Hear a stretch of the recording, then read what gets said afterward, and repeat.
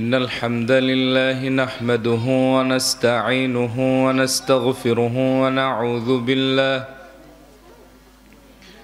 ونعوذ بالله من شرور أنفسنا ومن سيئات أعمالنا من يهده الله فلا مضل له ومن يضلله فلا هادي له نشهد أن لا إله إلا الله وحده لا شريك له ونشهد أن سيدنا وحبيبنا وشفيعنا ومولانا محمدا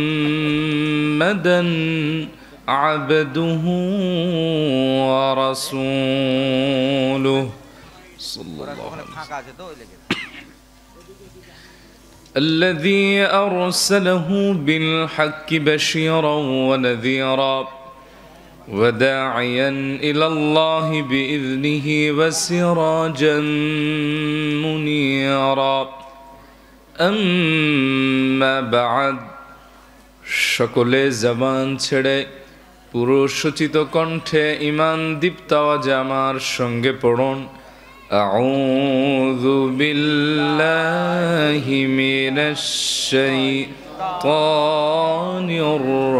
الرجيم بسم الله الرحمن الرحيم إن الله وملائكته يصلون على النبي يا أيها الذين آمنوا صلوا عليه وسلموا تسليما اللهم صل على سيدنا مولانا محمد وعلى آل سيدنا مولانا محمد بلغ العلا بكماله كشف الدجى بجماله حسنت جميع خصاله صلوا عليه وآله اللهم صل وسلم وبارك عليه পাঠানপাড়া ও হুজরাপুর যুব সমাজের উদ্যোগে আয়োজিত তৃতীয় বার্ষিক আজকের এই মহতী তাফসিরুল কোরআন মাহফিলের সম্মানিত সভাপতি আলহাজ মোহাম্মদ সালাউদ্দিন খান সাহেব আতালাল্লাহু উমরাহ ওয়া বারাকাল্লাহু ফীক পড়ি আল্লাহুম্মা আমিন। প্রধান অতিথির আসন অলঙ্কৃত করেছেন আলহাজ মোহাম্মদ মফিজউদ্দিন সাহাব, আল্লাহ তাআলা তার নেক হায়াত দারাজ করুক বলি আমিন। উপস্থিত হযরত উলামায়ে কেরাম, আমার সামনে উপবিষ্ট কোরআন প্রিয়, দিন প্রিয় সম্মানিত দিনী ভাইরা, পর্দার আড়ালে শ্রবণরতা আমার মা এবং বোনেরা, সর্বপ্রথম শুকরগুজার হচ্ছি সে মহান মনিবের দরবারে, যে মহান মনিব আপনাকে আমাকে আজকের এই মোবারক মাহফিলে কবুল করেছেন, এজন্য খুশি না বেজার? যে মহান রব এই ইহসান করলেন, রেহাম করলেন, সে মহান মনিবের দরবারে প্রাণ খুলে উচ্ছ্বাসিত আওয়াজে ঈমান দীপ্ত কণ্ঠে আমরা কালিমাতুশ শুকর আদায় করছি, পড়ে নিচ্ছি আলহামদুলিল্লাহ। পড়ুন রব্বানা লাকাল হামদ হামদান কাসীরান তাইয়িবান মুবারাকান ফীহি يا ربي لك الحمد كما ينبغي لجلال وجهك وعظيم سلطانك লক্ষ কোটি দরুদ ও সালাম নবিয়না ওয়া শাফিউনা মুহাম্মদ পড়ুন সাল্লাল্লাহু আলাইহি ওয়া আলিহি ওয়া সাল্লামের প্রতি। হাজিরিন, এই ছিল আমার ভূমিকা। আমার কথা বুঝতে অথবা শুনতে চাপাইবাসীদের কোনো অসুবিধা হচ্ছে না তো? ক্লিয়ার বোঝা যায়? একটু টেস্ট করে একটা তাকবীর দেন, আল্লাহু আকবার। আওয়াজ থাকবে তো? আপনারা থাকবেন তো নাকি আবার ভাগবেন? যদি ভাগেন তো আমারে নিয়ে ভাইগেন ইনশাআল্লাহ। রব্বুল আলামিন কোরআন আল কারীমের 85তম সূরা আল বুরুজে মুমিনদেরকে ইন্ডিকেট করে বলেন, ইন্নাল্লাযীনা আমানু ওয়া আমিলুস সালিহাতি লাহুম জান্নাতুন তাজরি মিন তাহতিহাল আনহার যালিকাল ফাওজুল কাবীর।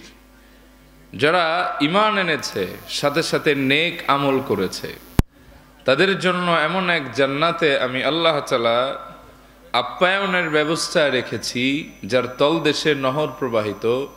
যালিকাল ফাওজুল কাবীর, আর এটাই হচ্ছে সবচেয়ে বড় সফলতা। সুবহানাল্লাহ পড়েন। তো মুমিনের জীবনের আলটিমেট সাকসেস হলো জান্নাত আর জাহান্নাম থেকে মুক্তি পাওয়া, ঠিক না?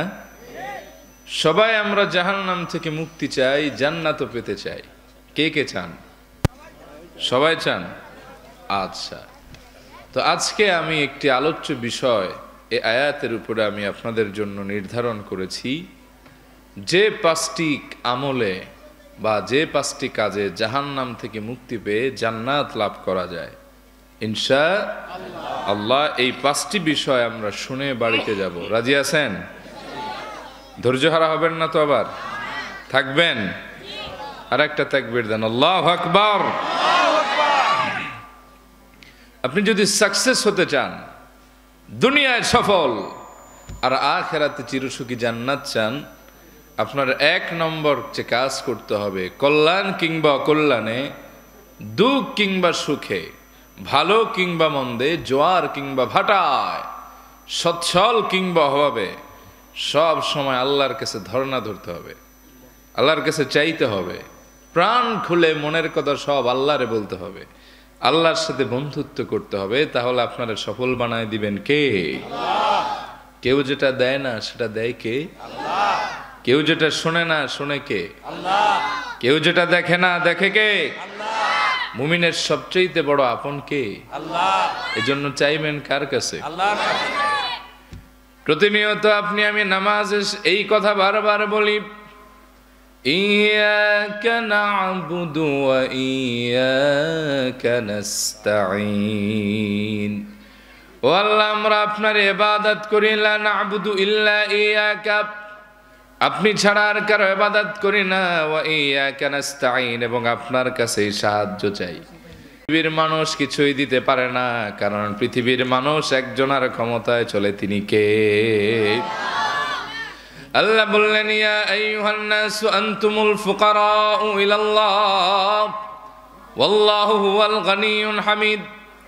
আল্লাহ বলেন, ঠিক আছে, ইয়া আইয়ুহান নাসু আনতুমুল ফুকারাউ ইলাল্লাহ, হে পৃথিবীর মানবেরা, তোমরা সবাই আমি আল্লাহর কাছে নিঃস্ব, নাদান, নাচিস, ফকির, মিসকিন, তোমাদের কিছুই নাই। আল্লাহু ওয়াল গানি, আর আল্লাহ পাক হচ্ছেন ধনী সম্পদওয়ালা, রাজার রাজা, মহারাজা, গানিয়ুন হামিদ, আর তিনি হচ্ছেন প্রশংসিত। গোটা পৃথিবীর মানুষ আল্লাহর কাছে চায়, আল্লাহর ক্ষমতায় চলে, আর আল্লাহুস সামাদ, আল্লাহ মুখাপেক্ষী, সবাইরে তার পাওয়ারে চালান, আর গোটা পৃথিবী তার কাছে ধরে না ধরে, তিনি কাউর কাছে ধরে না ধরেন না। সুবহানাল্লাহ। দ্বিতীয়ত, এই পৃথিবীর মানুষের কাছে যত চাইবেন সম্পর্ক ছিন্ন হয়ে যাবে। আজকে চাইবেন দিবে, কালকে চাইবেন দিতে চাইবে না, তৃতীয়বার চাইবেন দেখবেন মনটা একটু বেজার বেজার, চতুর্থবার চাইবেন দেখবেন ফোন রিসিভ করতে চাইবে না, পঞ্চমবার চাইবেন আপনারে দেখলে সে আর এক দিকে হাঁটবে।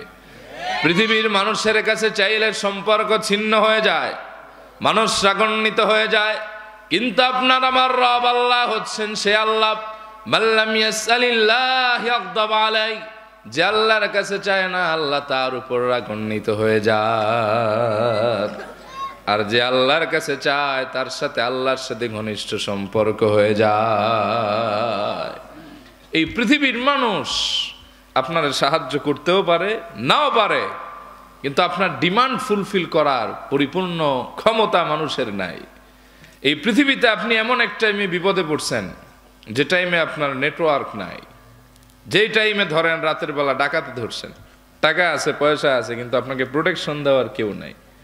অথবা আপনি কোনো সমুদ্রের যাত্রাপথে এমন এক জায়গায় আটকে গেলেন, প্রশাসন আছে, পকেটের টাকাও আছে, পয়সাও আছে, বাঁচানোর কোনো লোক, কিন্তু সেই জায়গায় আপনারা বাঁচাইতে পারে কে?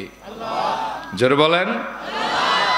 পৃথিবীর মানুষকে আপনি চাইলে পেতেও পারেন, নাও পেতে পারেন, কিন্তু আল্লাহ তাআলা তিনি বলছেন ওয়াকালা রাব্বুকুম উদউনি আস্তাজিব লাকুম, বান্দা আমি তোমার রব বলতেছি, আমারে ডাকো, যে কোনো প্রয়োজনে আমি তোমারে সাড়া দিয়ে দিব। আল্লাহ অন্যত্র বলেন ওয়াইযা সাআলাকা ইবাদি আন্নী ফাইন্নী করিব উজিবু দাওয়াতাদ দাঈ ইযা দাআন। ও নবী, আমার বান্দারা আপনার কাছে জানতে চায় আমি আল্লাহ কোথায়। আপনি বলেন আন্নী ফাইন্নী করিব, আমি তো বান্দার অতি নিকটেই। উজিবু দাওয়াতাদ দাঈ ইযা দাআন, বান্দা যখন আমারে ডাকে, আমারে স্মরণ করে, তৎক্ষণাৎ আমি বান্দার ডাকে সাড়া দিয়ে দে। আল্লাহ আপনার আমার কত কাছে। ওয়া নাহনু আকরাবু ইলাইহি মিন হাবলিল ওয়ারিদ, আপনার আমার ঘাড় যে রগের উপর দ্বারা দণ্ডায়মান স্থির, এই শাহ রগের চাইতেও কাছে। সুবহানাল্লাহ পড়েন। তাহলে চাইবেন কার কাছে? এক আঙ্গুল উঁচা করে বলেন চাইবেন কার কাছে? কেউ যেটা দেয় না, এটা দেয় কে? আল্লাহ বলছেন আলাইসাল্লাহু বিকাফিন আবদা, আমি আল্লাহ কি আমার বান্দার জন্য যথেষ্ট নই? বলেন অবশ্যই যথেষ্ট। যে কোনো মুসিবতে, যে কোনো বিপদে আল্লাহ আপনারে বাঁচাতে পারেন, এই বিশ্বাস আছে? সবার আছে। তবে আমরা সাহায্য পাই না দুই কারণে। কয় কারণে? এক, আমাদের ইয়াকিন পরিপূর্ণ না। দুই নম্বরে আমরা আল্লাহ ছাড়া জাগতিক জিনিসে ভয় করি। যদি আপনি আল্লাহ ছাড়া কাউকে ভয় না করেন, আর আল্লাহর উপর প্রবল ঈমান এবং ইয়াকিন থাকে, যে কোনো মুসিবতে আল্লাহ তাআলা আপনাকে বের করে আনবেন। আল্লাহ বলছেন ওয়ামান ইয়াত্তাকিল্লাহা ইয়াজআল লাহু মাখরাজা ওয়া ইয়ারযুকহু মিন হাইথু লা ইয়াহতাসিব। বান্দা, তুমি যদি আমারে ভয় করো, যে কোনো মুসিবত থেকে আমি তোমাকে বের করে নিয়ে আসব, এবং এমন জায়গা থেকে রিজিকের ব্যবস্থা করব যা তুমি বান্দা কল্পনাও করো নাই। যে কোনো মুসিবতে যে আল্লাহ বান্দারে বাঁচায়, আমি একটা হাদিস ভিত্তিক ঘটনা আপনাদের শোনাই। কষ্ট হচ্ছে না তো?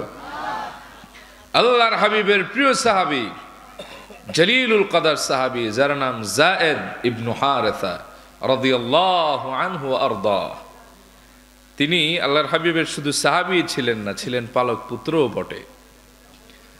মক্কা থেকে তায়েফ একবার সফর করলেন, পায়ে হেঁটে 80 মাইল দূর হলো মক্কা থেকে তায়েফ। প্রচন্ড ক্লান্ত হয়ে গেলেন, পরিশ্রান্ত হয়ে গেলেন, দুর্বল হয়ে গেলেন। সঙ্গে ছিল একজন সাথী। ওই সাথীরে তায়েফ এসে বললেন, ভাই রে, তুমিও ক্লান্ত, আমিও ক্লান্ত, বোথ আর উইক, আমাদের একটু রেস্টের প্রয়োজন। সঙ্গী বলল, যায়েদ, এই ধুধু মরুভূমির তায়েফের ভেতরে তুমি কোথায় বিশ্রাম নিবা? সাইয়েদনা যায়েদ বললেন, চলো একটা গুহা নির্বাচন করি, তালাশ করার পরে সেটারে ডেঞ্জার ফ্রি করি, এরপরে একটু ঘুমাবো, না হয় বিশ্রাম নিব। কি বলো? সঙ্গী বললেন, যায়েদ, চমৎকার কথা বলেছে, এটা হলে তো ভালোই হয়। একটা গুহা তালাশ করে এটারে ডেঞ্জার ফ্রি করলেন, ক্লিন করলেন। এবারে বিশ্রাম নেয়ার পালা। সাইয়েদনা যায়েদ তার সঙ্গীরে বললেন, ভাই, আগে আমি বিশ্রাম নিব নাকি তুমি বিশ্রাম নিবা? কে বিশ্রাম নিলে ভালো হয়? সঙ্গী বলল, যায়েদ, ডোন্ট ওয়ারি, টেনশনের কোনো কারণ নাই, তুমি বিশ্রাম নাও, আমি তোমাকে পাহারা দিচ্ছি। তোমার ক্লান্তি কেটে গেলে আমাকে পাহারা দিও, আমিও একটু বিশ্রাম নিব। হযরত যায়েদ সঙ্গীর কথায় আশ্বস্ত হয়ে গুহার ভেতরে গিয়ে বিশ্রাম নিতে গিয়ে তন্দ্রাচ্ছন্ন হলেন। এক পর্যায়ে ঘুমায় গেলেন। ঘুম থেকে জেগে দেখেন সঙ্গী তার হাত পা বেঁধে ফেলেছে, খোলা একটা তরবারি নিয়ে মাথার কাছে দাঁড়ানো। হযরত যায়েদ অবাক চিত্তে বললেন, কি ব্যাপার? তুমি না রাসূলুল্লাহর সাহাবী, আমার দ্বীনি ভাই, তোমার না বিশ্বাস করে আমি ঘুমোতে গেলাম, তাহলে আমার হাত পা বাঁধলা কেন, তোমার হাতে তরবারি কেন? ওই সঙ্গী বলল, যায়েদ আসলে আমি তোমারে ধোকায় ফেলেছি, আমার চেহারাটা ইমানদারের কিন্তু আমি অন্তরে কুফরি লালন করি, আমার 14 গোষ্ঠী হলো ইহুদি, আমি চেয়েছিলাম তোমার নবীরা হত্যা করতে, বারবার প্ল্যান আমার মিস হয়েছে, এবার তোরে মারার চেষ্টা করতেছি। সাইয়েদনা যায়েদ বললেন, তোমার সঙ্গে তো আমার কোনো দ্বন্দ্ব নাই, মনোমালিন্য নাই, ঝগড়া নাই, আমারে মারলে তোমার কি ফায়দা হবে? লিমা তাকতুলুনি, কেন আমারে হত্যা করবা, আমারে মারলে তোমার লাভ কি? ওই সঙ্গী মুনাফিক বলল, যায়েদ ইন্নী আ'লামু আন্না মুহাম্মাদান সাল্লাল্লাহু আলাইহি ওয়া আলিহি ওয়াসাল্লাম ইউহিব্বুক ওয়া আনা উবগিদু। যায়েদের আমি জানি আল্লাহর হাবিব তোমার হৃদয় দিয়ে বড় ভালোবাসেন, আর আমি তোমার নবীর সঙ্গে শত্রুতা পোষণ করি, তোমারে মারলে তোমার নবী ব্যথা পাবেন, তার হৃদয়টা ভেঙে যাবে, সে দুঃখ পাবেন, তার দুঃখ দেখে আমি আনন্দিত হব। জোরে কন্যা নাউজুবিল্লাহ। হযরত যায়েদ দেখলেন নির্জন গুহায় একাকী এক জায়গায় তিনি পড়ে আছেন, কেউ তারে বাঁচাতে আসবে না, সাহায্যের সব দরজা তার জন্য বন্ধ হয়ে গেছে, দুনিয়ার কেউ তারে বাঁচাবে না। চাঁপাইনবাবগঞ্জের মুসলমান ইমানে আওয়াজ দিয়া বলেন, পৃথিবীর সবার সাহায্যের দরজা বন্ধ হলেও একজনের দরজা কোনোদিন বন্ধ হয় না, তার নাম কি? হযরত যায়েদ চূড়ান্ত মুসিবতে ভয় না পেয়ে, বিচলিত না হয়ে, আল্লাহর উপর ইয়াকিন আর ঈমান রেখে চেহারাটা গুহার ভেতর থেকে আকাশের দিকে তাকালেন, ঘুরায় দিয়ে আল্লাহর একটা ডাক দিলেন, গিসনি ইয়া রহমান, হে রহমান আমি বিপদে পড়ে গেছি, আপনি ছাড়া আমার কেউ সাহায্যকারী নাই, ও রহমান আপনি আমার সাহায্য করেন আর বিপদ থেকে বাঁচান। দুলক ফুলক ছাড়িয়ে 7 আসমান পাড়িয়ে সিদরাতুল মুনতাহার 70,000 নূরের পর্দা ভেদ করে হযরত যায়েদের এই ডাক আরশ আজিম পর্যন্ত পৌঁছে গেছে। ওই মুনাফিক যেই না তার খোলা তরবারি নিয়ে গুহার ভেতরে প্রবেশ করে হযরত যায়েদকে হত্যার মনস্থ করলো, ট্রাই করলো ফার্স্ট টাইম, যেই না গর্দানে আঘাত করবে ঠিক তৎক্ষণাৎ বাহিরে বিকট আওয়াজ এলো, কে যেন ডাক দিয়ে ধমক দিয়ে বলল, ইয়া মুনাফিক লা তাকতুলহু, হে মুনাফিক তুমি যাকে হত্যা করতে চাও তাকে তুমি হত্যা করো না। সুবহানাল্লাহ কবেন না? মুনাফিক ভয় পেয়ে গেলেন, ভীত সন্ত্রস্ত হয়ে পড়লেন, বাহিরে আসছেন যে কে আমারে ডাক দেয় দেখে আসি, আগে এইটার খেলা ফাইনাল, তারপর এটারে ধরবো। এসে দেখেন সফান সফা, পুরা জমিনটাই ফাঁকা। আচ্ছা ভাই, কেউ যদি এরকম হত্যার কাজ করে আর কেউ যদি এতে দেখে ফেলে, তার ভয় বাড়বে না কমবে? দ্বিতীয়বার ভিতরে আসলেন, যেই না তরবারি হাতে হযরত যায়েদকে হত্যার প্রচেষ্টা চালালেন, বাহিরে আবার বিকট আওয়াজ এলো, কে যেন ধমক দিয়ে বলল, ইয়া মুনাফিক লা তাকতুলহু আবাদা, হে মুনাফিক তুমি যাকে হত্যা করতে চাও কখনোই তাকে তুমি হত্যা করো না। সুবহানাল্লাহ পড়েন। এবার তিনি আরো ঘাবড়ে গেলেন, বাহিরে আবার আসলেন, দেখেন পুরা জমিনটা ফাঁকা পড়ে আছে, কেউ নাই। আচ্ছা ভাই, একাকী নিরিবিলি কোন এক নির্জন রাস্তায় যদি আপনি চলেন, কেউ যদি 2-3 বার আপনারা ডাক দেয়, চারদিকে ঘুরে যদি তারা না দেখেন, ভয় কি কমবে না বাড়বে? কানে আঙ্গুল দিয়ে আর চক্ষু বন্ধ করে দৌড় দেওয়ার মতো অবস্থা হবে, ঠিক না? মুনাফিক ভয় পাচ্ছে কিন্তু হত্যার নেশা তার প্রবল। তৃতীয়বার যেই না গুহার ভেতরে তরবারি নিয়ে ঢুকলো, হযরত যায়েদের গর্দান ফেলে দিবে চূড়ান্ত মনস্থ করলো, ঠিক তৎক্ষণাৎ বাহিরে বিকট আওয়াজ এলো, কে যেন ধমক দিয়ে ওই মুনাফিকের নাম ধরে বলল, ইয়া ফুলান লা তাকতুলু যায়দান আবাদান আবাদা, জবান ছেড়ে বলেন আল্লাহু আকবার। হে আমক কশিন কালেও তুমি যায়েদ ইবনে হারেসাকে হত্যা করো না। মুনাফিক থরথর করে কাঁপতে কাঁপতে তরবারি ফেলে দিল, বাহিরে আসলো, কে আমার নাম ধরে ডাকলো, আবার যায়েদের নামও জানে লোকটা কে, পরিচিত কেউ নাকি, দেখে আসি। যেই না আসলেন, হি ওয়াজ সারপ্রাইজড, তিনি অবাক হয়ে গেলেন। দেখতেছেন টগবগে এক যুবক সাদা এক ঘোড়ার উপর উপবিষ্ট, চেহারা তার নুরানি, চেহারা থেকে নূর চমকাচ্ছে। সুবহানাল্লাহ পড়েন। মাথায় তার পাগড়ি পড়া, ডান হাতে তার নাঙ্গা খোলা তরবারি। ওই মুনাফিকের চুলের মুঠি ধরলেন বাম হাত দিয়া, আর ডান হাতের তরবারি দিয়া এক আঘাত করলেন গর্দানে। গর্দান ছিটকে দু টুকরো হয়ে জমিনে পড়ে গেল। সুবহানাল্লাহ পড়েন। আস্তে আস্তে করে গুহার ভেতরে গেলেন। হযরত যায়েদের হাত পায়ের বাঁধন খুললেন, বুকে জড়ায় ধরে কপালে একটা চুমা খাইলেন। হযরত যায়েদ অবাক চিত্তে তার দিকে তাকিয়ে বললেন, মান আনতা লিমা তানসুরুনি, কে তুমি ভাই, আমাকে সাহায্য করলা? আমি যে বিপদে আছি এটা তুমি টের পেলা কেউ নেই? আমি তো আমার রব, আমার আল্লাহকে ডাক দিয়েছিলাম। আমি তো ওই মুনাফিককে ভয় পাই নাই, আমি তো আমার রবের কাছে আশ্রয় চেয়েছিলাম। তুমি কে? ওই সুদর্শন পাগড়ি মাথার তরবারি হাতের যুবকটি বলল, লা তাহজান ওয়ালা তাখাফ ইয়া যায়েদ। ও যায়েদ, ভয় পেও না, দুশ্চিন্তার কোনো কারণ নাই। আমার পরিচয় শোনো, আনা জিবরিল, আমি শাদীদুল কুওয়া, সাইয়্যিদুল মালায়েকা, আল্লাহর ফেরেশতা জিবরাইল তোমার সামনে দাঁড়ানো। বলে, ভাই রে, তুমি কেমনে টের পেলা? আমি তো আল্লাহরে ডেকেছিলাম। বলে, ও যায়েদ, যখন তুমি চূড়ান্ত বিপদে পড়ে আর কাউরে ডাকো নাই, আল্লাহর কাছে সাহায্য চেয়েছিলে, আমি তখন ছিলাম 7 আকাশের উপরে সিদরাতুল মুনতাহায়।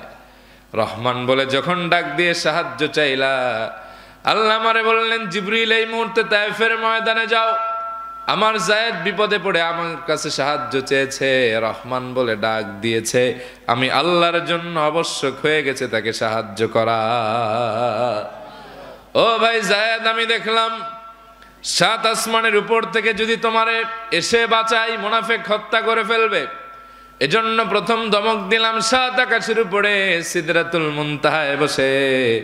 দ্বিতীয় ধমক দিলাম 4র্থ আসমান, ওফি রিওয়ায়া প্রথম আসমানে বসে।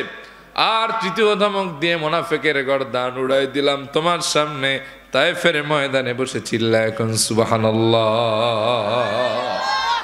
ওই আল্লাহ আছে না নাই? আল্লাহ বলেন, আলাইসাল্লাহু বিকাফিন আবদা, আমি কি আমার বান্দার জন্য যথেষ্ট নই? সুবহানাল্লাহ কইতে মন চায় না? আল্লাহ বলেন, ওমাই ইয়াতাওয়াক্কাল আলাল্লাহ ফাহুয়া হাসবু, যে ব্যক্তি আমি আল্লাহর উপর ভরসা করে, আমার উপর ডিপেন্ডেন্ট হয়, আমার অভিভাবক বানায়, যে কোনো মুসিবতে আমি আল্লাহই তার জন্য যথেষ্ট। চিল্লা এখন ঠিক কি না? কিন্তু আমরা তো আল্লাহর কাছে যাই না, ঠিক না? আল্লাহর হাবিব শিক্ষা দিয়েছেন, ফাইদা সাআলতা ফাসআলিল্লাহ, যখন তুমি চাইবে আকাশ এবং জমিনের কারো কাছে চাও না, একজনের কাছে চাও, তিনি হচ্ছেন তোমার রব আল্লাহ। সুবহানাল্লাহ পড়েন। এজন্য চাইবেন কার কাছে? কেমনে চাইবেন তাও আল্লাহ শিখিয়েছেন। ইয়া আইয়ুহাল্লাযীনা আমানুস্তাঈনু বিস-সাবরি ওয়াস-সালাহ ইন্নাল্লাহা মা'আস-সাবিরিন। ও ইমানদারেরা, আমার কাছে 2টা মাধ্যমে চাও। 1 নম্বরে নামাজের মাধ্যমে, 2 নম্বরে ধৈর্যের মাধ্যমে। মনে রেখো, ইন্নাল্লাহা মা'আস-সাবিরিন, আমি আল্লাহ ধৈর্যশীলদের সাথেই আছি। আমরা যখন বিপদে পড়ি ডাক্তারের উপর ডিপেন্ডেন্ট হই, পীরের কাছে ডিপেন্ডেন্ট হয়, এরকম আছে না? আবার একটুখানি বিপদে পড়লে মাজারে মাজারে দৌড়া, এরকম আছে না? না, কিন্তু দৌড়ানো দরকার ছিল আগে মসজিদে যায় নামাজে, ঠিক কি না? কারণ পৃথিবীতে সবাই আপনারে ফিরায় দিবে, আল্লাহ কখনো ফিরায় দেয় না। সুবহানাল্লাহ পড়েন। মিশকাতুল মাসাবির হাদিস, ইমাম তিরমিজি একই হাদিস এনেছেন। সাহাবীদের জুতার ফিতাটা ছেড়ে গেলেও তারা নামাজের মাধ্যমে আল্লাহর কাছে চাইতেন। বিপদে পড়ি কিন্তু আল্লাহর কাছে চাওয়ার অভ্যাসটা আমাদের নাই, এজন্য আমরা সাহায্য পাই না, ঠিক কিনা? বিপদে পড়লে আল্লাহর মনে থাকে না, এরকম আছে না? সন্তান হয় না, মাজারে মাজারে দৌড়ায়, সন্তান হয় না, তাবিজ কবজের আশ্রয় নেয়, ভালো কথা। কিন্তু তাদের যদি বলা হয় 1000 লোককে কয়দিন তাহাজ্জুদের নামাজ পড়েছো রাত্রি জাগরণ করে, 1000-এ 5 জনও পাবেন না, ঠিক না বে ঠিক? অথচ আল্লাহর হাবিবকে প্রশ্ন করা হয়েছে, আইয়ু দুআ ইয়াসমা, কোন দোয়া কবুল হয় নবী? নবীজি বলেছেন 2 সময়ের দোয়া বুলেট মিস হয়, মাগার দোয়া মিস হয় না। সুবহানাল্লাহ কোন। সুবহানাল্লাহ। 1 নম্বর দুবুরাস সালাওয়াতিন মাকতুবাত, ফরজ নামাজের পরের দোয়া। আরেকটা হলো জাওফাল লাইলিল আখির, শেষ রাতের দোয়া, তাহাজ্জুদের দোয়া। এই 2 সময় যেই ব্যক্তি দোয়া করে তার দোয়াটা কবুল করে নেয় কে? আমাদের একিন ঠিক নাই। আচ্ছা, যাদের বাচ্চা নাই এদের মনে তো খারাপ লাগা থাকতেই পারে, তবে আপনার এই খারাপ লাগাটা ভালো লাগায় পরিবর্তন করেন সেজদার দ্বারা, তাহাজ্জুদের দ্বারা, দান সৎকার দ্বারা, আল্লাহর কাছে চাওয়ার দ্বারা। আচ্ছা ভাই, বুঝে থাকলে বলবেন, আদম আলাইহিস সালামের বাপ মার নাম কি? কোন? অনেকে কনফিউজড। তাই নাই শব্দটা কইলে এত ভয় পাইলে হবে? জোরে কন। আছে? আল্লাহ বলছেন ইন্নী খালিকুম বাশারাম মিন তিন, আমি আদমরে বানাইছি মাটি দিয়া। সুবহানাল্লাহ কোন। তার বাম পাজরের হাড় দিয়া বানাইছেন তার বউ হাওয়া, আমাদের বিশ্বমাতা। আবার সাইয়েদানা ঈসার বাপের নাম কি পারলে কোন? আছে? আল্লাহ যদি বাপ মা ছাড়া আদমরে বানাতে পারেন আলাইহিস সালাম, আবার যদি বাপ ছাড়া সাইয়েদানা ঈসারে দুনিয়া আনতে পারেন, এক বুড়া আর এক বুড়ি বন্ধা দিয়া যদি রব্বুল আলামিন সাইয়েদানা ইয়াহইয়ারে দুনিয়া আনতে পারেন, মুসলমান আওয়াজ দিয়া বলো, তোমারে আমারে ওই আল্লাহ সন্তান দিতে পারে কি পারে না? সাইয়েদানা ইয়াহইয়া পৃথিবীতে আসলেন, তার বাপ দোয়া করছেন রব্বি লা তাযারনি ফারদাও ওয়া আনতা খায়রুল ওয়ারিসিন, আল্লাহ আমার আপনি একা রাখেন না, আপনি আমার উত্তম ওয়ারিস, আমার কোনো ওয়ারিস নাই। দেখছেন নবীদের দোয়ার সিস্টেম, আজীবন দোয়া করছেন, কবুল হলো এমন সময় কোরআনে আসছে ওয়াস্তাআলার রাসু শাইবা আমরাতি আকারা, আমার মস্তি অস্থি মজ্জা এগুলো দুর্বল হয়ে গেছে, ঠিকঠাক দাঁড়াতে পারি না, চলতে পারি না, দাড়ি মোষ পেকে সাদা হয়ে গেছে। কোন কোন তাফসিরে আসছে ওনার বয়স ছিল 120, কেউ বলছেন 80, কেউ বলছেন 100, আর ওনার স্ত্রীও বুড়ি আবার বন্ধা। আল্লাহ বললেন ইয়া ইয়াহইয়া ইয়া জাকারিয়া ইন্না নুবাশশিরুকা বিগুলামিন ইসমুহু ইয়াহইয়া। সুবহানাল্লাহ পড়েন। সুবহানাল্লাহ। আল্লাহ জিবরিলে পাঠালেন, যাও আমার তরফ থেকে তার একটা সুসংবাদ দাও, আমি তার একটা ছেলে দান করব। সুবহানাল্লাহ কইতে মন চায় না? যার নাম হবে ইয়াহইয়া, তার নাম পূর্বে কখনো কারো ছিল না। তিনি বললেন ও আল্লাহ, কেমনে আমার বাচ্চা হবে, আমি তো বুড়া, আমার স্ত্রী হলো বন্ধা। আল্লাহ এতগুলি কথা বললেন না, বললেন কাযালিক, আমি আল্লাহ যেভাবে চেয়েছি সেভাবেই হয়ে যাবে। সুবহানাল্লাহ। ওয়াকাদ খালাকতুকা মিন ক্বাবলু ওয়া লাম তাকু শাইআ, আরে বেটা তোমার মতো বুড়া আর বুড়ি দিয়া বাচ্চা আনা তো আমি আল্লাহর জন্য অনেক সহজ। জাকারিয়া, তোমার কি মনে নাই তোমার রব তোমার এমন জায়গা থেকে সৃষ্টি করেছিলেন, তুমি তো কোনো কিছুই ছিলা না, সেখান থেকে যে আল্লাহ তোমারে বানাতে পারে, এই বন্ধা আর বুড়া দিয়া আল্লাহ তাআলা একজন নবীও পৃথিবীতে আনতে পারে। চিল্লা এখন সুবহানাল্লাহ। সুবহানাল্লাহ। তাইলে চাইবেন কার কাছে? আল্লাহর কাছে। জোরে বলেন। রিজিক দেওয়ার মালিক কে?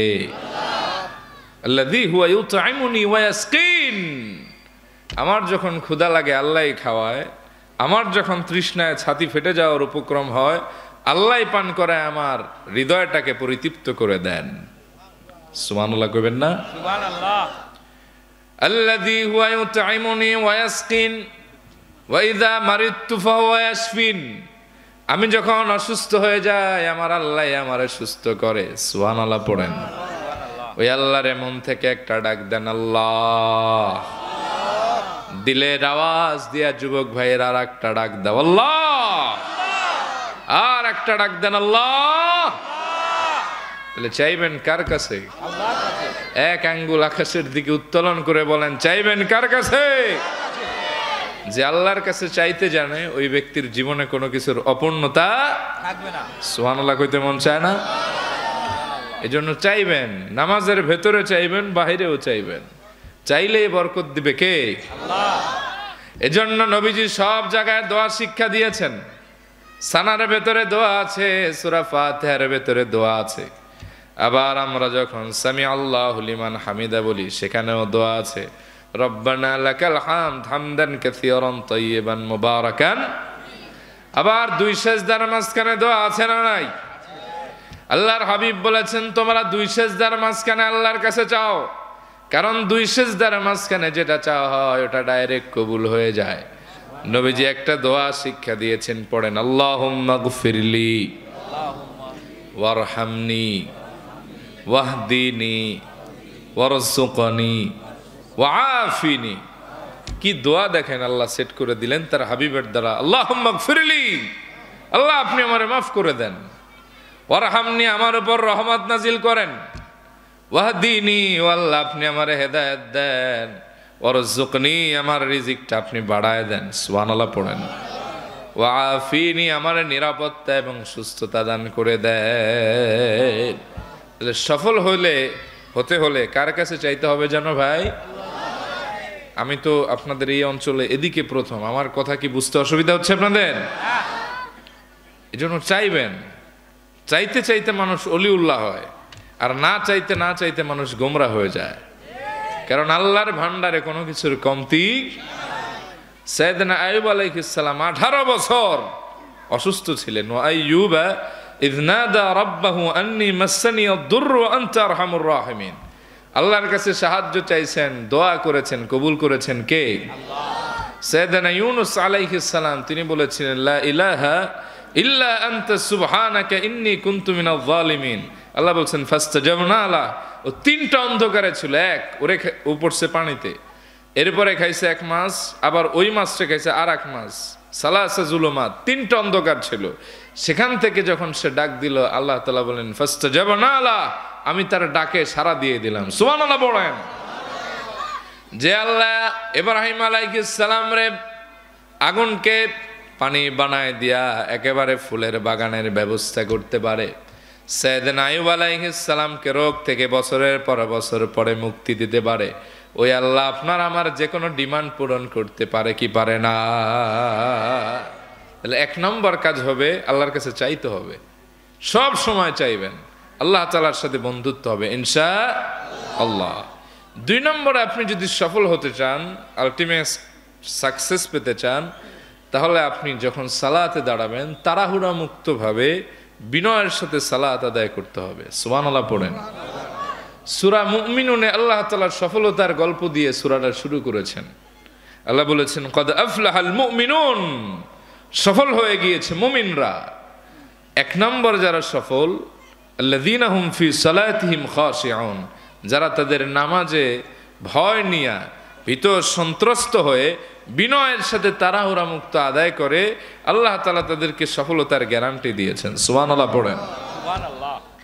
কিন্তু আমাদের দেশের মানুষের সব চলে, কিন্তু নামাজের দেরি চলে না, এটা কম আছে না নাই?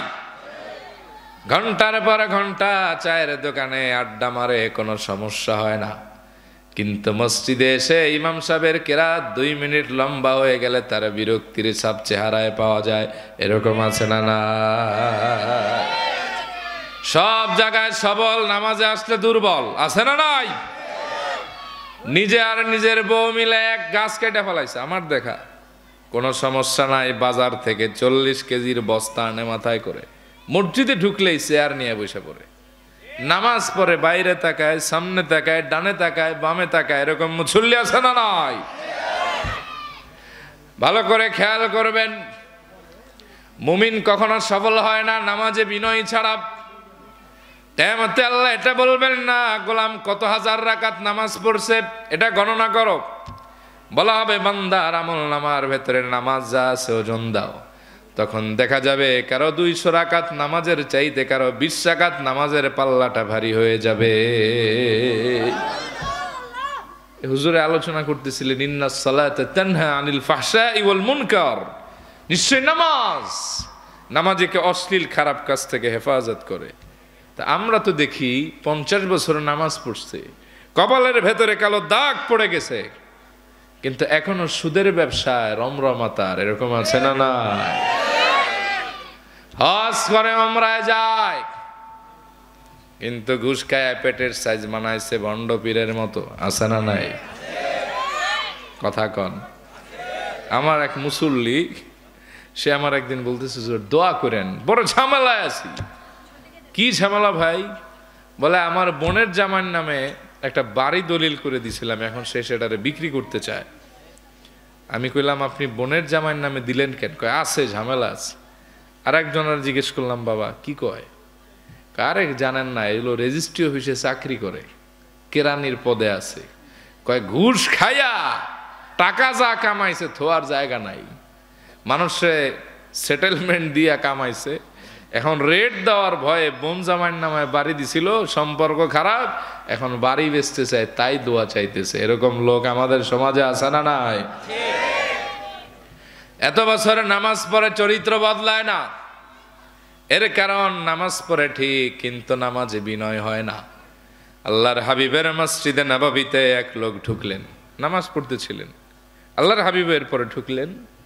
তার নামাজ পড়া দেখে আল্লাহর হাবিব বিস্ময় চিত্তে তাকায় রইলেন। নামাজ শেষ হওয়ার পরে বললেন ইরজি ফাসাল্লি ফাইন্নাকা লাম তুসাল্লি। ও মিয়া, তুমি কি নামাজ পড়লা? তুমি তো নামাজই পড়ো না, যাও আবার নামাজ পড়ে আস। আবার নামাজ পড়লেন, নবীজি বললেন ইরজি ফাসাল্লি ফাইন্নাকা লাম তুসাল্লি। ও মিয়া যাও আবার নামাজ পড়ে আসো, তুমি তো নামাজই পড়ো নাই। আল্লাহর হাবিব তারে তিনবার একই কথা বললেন। ওই লোক কেঁদে ফেললেন। এক বর্ণনায় আছে তিনি বললেন আল্লাহি আল্লাযী বাআসাকা ফিল হক, ওই রবের নামের কসম করে বলি যিনি আপনার সত্য নবী হিসেবে পাঠিয়েছেন, আল্লাহর কসমের চাইতে ভালো নামাজ আমি জানি না। নবীজি বললেন সল্লু কামা রাআইতুমুনি উসাল্লি, যেভাবে আমার নামাজ পড়তে দেখো সেভাবে নামাজ পড়ো। সুবহানাল্লাহ পড়েন। এরপরে নবীজি বলেন দেখো আমি কেমনে নামাজ পড়ি, তুমি আল্লাহু আকবার বলে হাত বাঁধবা, এরপরে তুমি সানা পড়বা। পারেন সানা? সুবহানাকাল্লাহুম্মা ওয়া বিহামদিকা ওয়া তাবারাকা ইসমুকা ওয়া তাআলা জাদ্দুকা ওয়া লা ইলাহা গায়রুক, এটা পড়বা। এরপরে তুমি ধীরে সুস্থে নামাজটা স্টার্ট করবা, সূরা ফাতিহা পড়বা। এটা শেষ হলে কোরআনের যতটুকু তোমার জন্য সহজ ততটুকুই পড়বা। সুবহানাল্লাহ কইবেন না? এরপর রুকুটা বিনয়ের সাথে ধীরে সুস্থে দিবা। রুকু থেকে উঠে কিছু সময় দাঁড়াবা, তাড়াহুড়া করবা না। এরপরে আস্তে আস্তে সেজদায় যাবা, সেজদাটা বিনয়ের সাথে দেবা। দুই সেজদার মাঝখানে কিছু সময় অপেক্ষা করবা, এরপরে আবার দ্বিতীয় সেজদা দিবা। কিন্তু আমাদের দেশের অবস্থা হলো এমন, অনেক জায়গায় নামাজ পড়লে আমার মন চায় যে নামাজটা ছেড়ে দেই। ইমাম সাহেব আল্লাহু আকবার বলে দাঁড়াইছে, আমরাও দাঁড়াইছি, আমরা কিছু বলার আগেই তার মালিক ইয়াউমিদ্দিন শেষ। এরকম আছে না নাই? আমরা রুকুতে এক তাসবিহ পড়তে পারি না, তার সেজদায় যাওয়ার উপক্রম আছে না? আল্লাহর হাবিব বললেন এমনটা করবা না, আস্তে আস্তে ধীরে সুস্থে নামাজ পড়বা। এরপরে শেষ বৈঠকে তাশাহুদ পড়বা, তোমার নবীর উপরে প্রাণ ভরে সালাম দিবা। এরপরে তৃতীয়বার ক্ষমা চেয়ে দোয়ায়ে মাসুরা পড়ে সালামটা ফিরাবা। এটাই হলো আমি নবীজির শিক্ষা দেওয়া নামাজ। সুবহানাল্লাহ। কিন্তু আমাদের সমাজের নামাজগুলির চিত্র হলো এমন, যেই মসজিদে তারাবি তাড়াতাড়ি পড়া হয় ওই মসজিদে মুসল্লির অভাব হয় না, আর যেই মসজিদে একটু বিলম্ব করে নামাজ পড়া হয় ৩-৪ দিনের বেশি সেখানে মুসল্লি পাওয়া যায় না। ঠিক না বে ঠিক? দেখবেন আমাদের দেশের ইমাম সাহেবরাও এখন পাবলিক খুশি করে, আল্লাহরে খুশি করে না। ইল্লা মাশাআল্লাহ। রাগ করতেছেন নাকি? আবার এখানে কোনো ইমাম সাহেব থাকলে আবার সে তার উপর নিয়ে না, এটা বোঝানোর জন্য বলতেছি। কথা কি কষ্ট হইতেছে আপনাদের বুঝতে?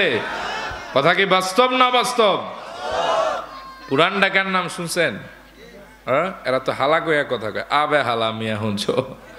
তো ওনাদের একটা ঘটনা শুনছিলাম যে দুই মুরব্বী নাকি তারাবির নামাজের পরে চা খাইতেছে চায়ের দোকানে, আর গপ সপ মারতেছে। একজনে আর একজনের বলছে আবে হালা মিয়া হুঁছ। কয় হালায় কি কইবা? তোমগো মসজিদে কি ছোড়া তারাবি নাকি খতম তারাবি চলতেছে? কয় মাশাআল্লাহ, বাপদাদার আমল থেকে তো খতমই চলতেছে। কয় এত গপ সপ মাইরো না, আগে কও পারা একটা পড়তে কয় মিনিট লাগে? কয় আমগো হুজুর হালায় বালা আছে 1 ঘন্টা 20 মিনিট লাগে। ওই বিরাগে আবে হালাইটা কোনো হুজুর হইলো? এ হালাই তো হুজুরের জাতি না। কেলা? আমরা বি একটা রাখছি, হালার দেহটাও যেরকম কণ্ঠটাও সেই রকম। 20 রাকাত তারাবি, 2 রাকাত সুন্নত, 3 রাকাত বেতের আর 4 রাকাত ফরজ সব হালায় 35 মিনিটে শেষ দিয়া দেয়। আমরা বি খুশি আছি, পাবলিক বি খুশি আছে। হালার আগেরটা মন বেশি বালা করবো না, 70 দিয়ে বিদায় দিচ্ছি, কচম খোদার এই হালারে 1 লাখের নিচে দিব না। যদিও গল্প, তাও বাস্তব কথা কন, ঠিক না বেঠে? আমাদের সমাজে 29 দিন তারাবি এক টাইমে ঠিক হয়েছে, দেখবেন এক টাইমে 29 দিন ঠিক হয়েছে। একদিন 2 মিনিট 3 মিনিট বেশি হয়ে গেছে। সালাম ফিরানোর পরে ঘড়ির দিকে তাকায়, ওই আর একজনের চিমটি দেয়, খোটা দেয়, পুরা মসজিদ মাছের বাজারে রূপান্তরিত হয়ে যায়, ঠিক কিনা বলেন? তখন দেখা যায় একজন আর একজনের দিকে তাকায় ঘড়ি দেখায়, আয় হ্যাঁ, তার মানে আর নামাজে মন ছিল না, কয় মিনিট দেরি হইতেছে এই দিকে মন ছিল। কথা ঠিক না বে ঠিক? আপনার আমার নামাজে দাঁড়ালে তাড়াহুড়ো আসে, নামাজে দাঁড়ালে মনটা স্থির হয় না, নামাজে দাঁড়ায় নানান দিকে মন চলে যায়। আরে সাহাবীরা 1 টানা 2 টানা 3টা তীরবিদ্ধ হয়েছেন, তাও নামাজ ছাড়েন নাই। সুবহানাল্লাহ। আমি আপনাদেরকে সুনান আবু দাউদ থেকে একটা হাদিস শোনাই। আল্লাহর হাবিবের হিজরতের 6ষ্ঠ বছরে, কোন কোন রিওয়ায়াতে আছে 7ম বছরে, আল্লাহর হাবিব সাহাবীদের ভেতরে থেকে মাত্র 400, কোন কোন রিওয়ায়াতে 700 সাহাবীদেরকে নিয়ে একটা যুদ্ধ করলেন। যুদ্ধের নাম যাতুর রিকা। 2 উপত্যকার মাঝখানে যুদ্ধটা হয়েছে। আল্লাহর হাবিব নিজেই যুদ্ধে উপস্থিত ছিলেন। ওই যুদ্ধে একজন সাহাবীর হাতে এক কাফেরের স্ত্রী আহত হয়। তবে উসুদুল গাবা ফি মারিফাতিস সাহাবা আসমাউর রিজালের কিতাব, এই কিতাবে আছে না, নিহত হয়ে যায়। ওই কাফের স্ত্রী হত্যার অথবা অপমানের বদলা নেওয়ার জন্য প্রতিজ্ঞাবদ্ধ হয়, যতক্ষণ আল্লাহর হাবিবের সাহাবীদের রক্তপাত না ঘটাবো, 1 ঢোক পানি পান করব না, খাবার খাবো না, চুল আশ্রাবো না, এই চেহারাও কাউকে দেখাবো না। যুদ্ধ শেষ হয়ে গেল। নবীজি আমার বীরের বেশে মাদিনাতুল মুনাওয়ারার দিকে রওনা করলেন। পথিমধ্যে রাত গভীর হয়ে গেল। আমার নবীজির আদত মোবারক ছিল, গভীর রাতে আল্লাহর হাবিব মদিনা মুনাওয়ারায় প্রবেশ করতেন না। সাহাবীদেরকে বললেন, সাহাবীরা এই জায়গায় রাত্রি যাপনের ব্যবস্থা করো, তাঁবুর ব্যবস্থা করো, খাবারের আয়োজন করো, সকালে আমরা রওনা দিব। সব কমপ্লিট হয়ে গেল। এবার নবীজি বললেন, সাহাবীরা তোমাদের মাঝে আল্লাহর এমন একজন গোলামকে আমি দেখতে চাই যে সারা রাত এই কাফেলার পাহারাদার হবা। কে আছো আল্লাহর দিনের পাহারাদার হতে চাও? দাঁড়াও। এ কথা বলতেই হযরত আব্বাদ ইবনু বিশর আল আনসারী তিনি দাঁড়ায় গিয়েছেন। তিনি বললেন, লাব্বাইক ইয়া রাসূলুল্লাহ, ও আল্লাহর হাবিব আপনি অনুমতি দিলে আমি দাঁড়াতে চাই। সুবহানাল্লাহ কইবেন না?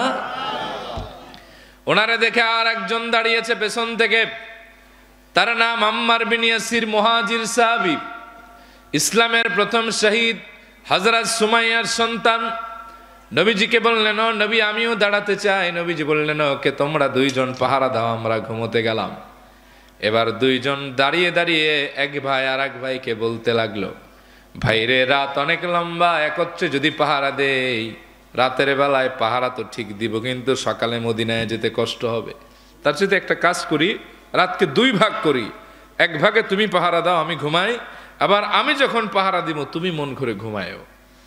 হযরত আব্বাদ বললেন, ইয়া আম্মার আইউলাইলিন আহাব্বু ইলাইক, রাতের কোন অংশ তোমার ভালো লাগে আম্মার, আমি তোমাকে সেটা ছেড়ে দিলাম, হয়তো পাহারা দাও, না হয় ঘুমাও। হযরত আম্মার বললেন, আব্বাদ প্রথম অংশে আমি একটু ঘুমোতে চাই, তুমি পাহারা দাও, দ্বিতীয় অংশে আমি তোমারে পাহারা দিব, তুমি মন ভরে ঘুমায়ো। হযরত আব্বাদের পাহারা স্টার্ট হয়ে গেল। পাহারা দিতে লাগলেন। আস্তে আস্তে রাত গভীরতায় গড়াতে লাগলো। নিসফুল লাইল যখন অতিক্রম হয়ে গেল, হযরত আব্বাদ চিন্তা করলেন, আয় হায়, সময়টা হলো তাহাজ্জুদের, আল্লাহর সঙ্গে সম্পর্ক জুড়বার। শুধুমাত্র তাহাজ্জুদ পাহারা দিলে আমার পাহারার হক আদায় হবে, তার চাইতে আমি এই সময় দাঁড়ায় দাঁড়ায় সালাত আদায় করি, কোরআন কারীম থেকে তেলাওয়াত করি, তাহাজ্জুদ পড়ি, পাহারার হক আদায় হবে, তেলাওয়াতের তৃষ্ণাও মিটবে, আর আল্লাহর সঙ্গে তাহাজ্জুদ পড়ে আমার সম্পর্কটা গভীর হয়ে যাবে। এইভাবে হযরত আব্বাদ আল্লাহু আকবার বলে সালাতে দাঁড়ালেন। কণ্ঠস্বরকে উন্মোচন করে ঊর্ধ্বগামী করে সূরা কাহফ তেলাওয়াত করতে লাগলেন। তার আকর্ষণীয় মোহনীয় তেলাওয়াতে আসমান জমিন মুখরিত হতে লাগলো। বুখারীর বর্ণনা এসেছে একবার তিনি নবীজিকে তেলাওয়াত শুনিয়ে পাগল পারা বানিয়ে দিয়েছিলেন। সুবহানাল্লাহ। আম্মাজান আয়েশার হুজরায় নবীজি আরাম ফরমাচ্ছিলেন। আম্মাজান আয়েশার উরু মুবারাকের উপর মাথা মুবারক রেখে নবীজি শুনতেছেন কে যেন সূরা কাহফ তেলাওয়াত করে। নবীজি বেকারার হয়ে তন্ময় চিত্তে শুনতেছেন। বলেন হাজ সৌতু আব্বাদি আয়েশা। আয়েশা, এটা কি আমার আব্বাদের গলার আওয়াজ নাকি? হযরতে আয়েশা বললেন নাম হাদা সৌতু আব্বাদি ইয়া রাসূলুল্লাহ, এটা তো আপনার সাহাবী আব্বাদেরই গলার আওয়াজ। নবীজি খুশি হয়ে দোয়া করলেন আল্লাহুম্মা গফিরলা, আল্লাহ আপনি তার জীবনের গুনাহ মাফ করে দেন। সুবহানাল্লাহ। সাহাবীর আকর্ষণীয় মোহনীয় তেলাওয়াতে আসমান জমিন মুখরিত হতে লাগলো। ওইদিকে কাফের স্ত্রী হত্যার বদলা নেওয়ার জন্য তীর আর ধনুক নিয়ে ছুটলেন মদিনার পানে। পথিমধ্যে হযরতে আব্বাদের কণ্ঠস্বরের আওয়াজ তার কানের ভেতরে ঢুকে গেল। ওই কাফের স্তব্ধ হয়ে দাঁড়িয়ে রইলেন। বিচক্ষণতার সাথে ভাবতে লাগলেন এখান থেকে তো কোরআন তেলাওয়াতের আওয়াজ কখনো আসে না, মরুভূমি তো এখানে। তাহলে আমার মন বলে রাত গভীর হওয়ার কারণে নবীজি মদিনায় যায় না, এই সাহাবীদের নিয়ে এখানে আছে। আমার জন্য সুযোগটা ভালো হলো, মন খুলে স্ত্রী হত্যার বদলা নিব আর সাহাবীদেরকে রক্তাক্ত করবো। জোরে কন্যা উজুবিল্লাহ। ওই কাফের তীর আর ধনুক নিয়ে হযরতে আব্বাদের কণ্ঠস্বরকে লক্ষ্য করে সামনে এগোতে লাগলেন। প্রচন্ড অন্ধকারে কেউ কাউরে দেখে না। ওই বিচক্ষণ চালাক কাফের হযরতে আব্বাদের কণ্ঠস্বরকে লক্ষ্য করে তার ধনুক থেকে একটা তীর ছুঁড়ে মারলেন। ব্যর্থভাবে নির্ভুলভাবে সে সরাসরি হযরতে আব্বাদের সিনার ভেতরে ঢুকলো। এক পাশ থেকে আর এক পাশে তীরটা বের হয়ে গেল। লাম ইয়াতাহাররাক ওয়া লাম ইয়াকতাইস সালাহ। বিষাক্ত তীর রাসূলুল্লাহর সাহাবীর বুকটা ঝাঁঝরা করে দিলেন। তাও সাহাবী নামাজ ছাড়লেন না, ডানে বামেও তাকালেন না, তেলাওয়াত বন্ধ করেন নাই। সুবহানাল্লাহ। কাফের অবাক হয়ে ভাবতে লাগলেন যেই তীর আমি মারলাম, আমার তো মন বলে তীর লেগেছে, কিন্তু লাগার তো কোনো নমুনা আমি পাচ্ছি না। তেলাওয়াত তো বন্ধ হবে, নামাজ তো ছেড়ে দিবে। যেহেতু তেলাওয়াত চলমান, নামাজও চলমান, তীর মনে হয় লাগে নাই। আর একটা তীর মারলেন ক্ষোভে। এই তীরটাও এসে হযরত আব্বাদের সিনার ভেতরে ঢুকলো। এক পাশ থেকে আর এক পাশে বের হয়ে গেল। লাম ইয়াকতা ওয়া লাম ইয়াতাহাররাক ওয়া হুয়া কানা ইউসাব্বিতু ফিস সালাহ। বিষাক্ত তীর রাসূলুল্লাহর সাহাবীর বক্ষটা ঝাঁঝরা করে দিল, রক্তে গোটা শরীরটা স্নান করালো। তাও রাসূলুল্লাহর সাহাবী এক চুল নড়লেন না, ডানে বামেও তাকালেন না, নামাজও ছাড়লেন না, আগের মতোই আল্লাহর সামনে দাঁড়ায় রইলেন। সুবহানাল্লাহ। কাফের ভাবতে লাগলেন একটা না দুইটা তীর মারলাম, মাঝে মাঝে মনে হয় তীর লেগেছে, আবার মনে হয় লাগে নাই। 50-50 চান্স। তীর লাগলে তো নামাজ ছাড়বে, নামাজ কেন ছাড়ে না? এই ভেবে ক্ষুব্ধ হয়ে তৃতীয় তীরটা আবার মারলেন।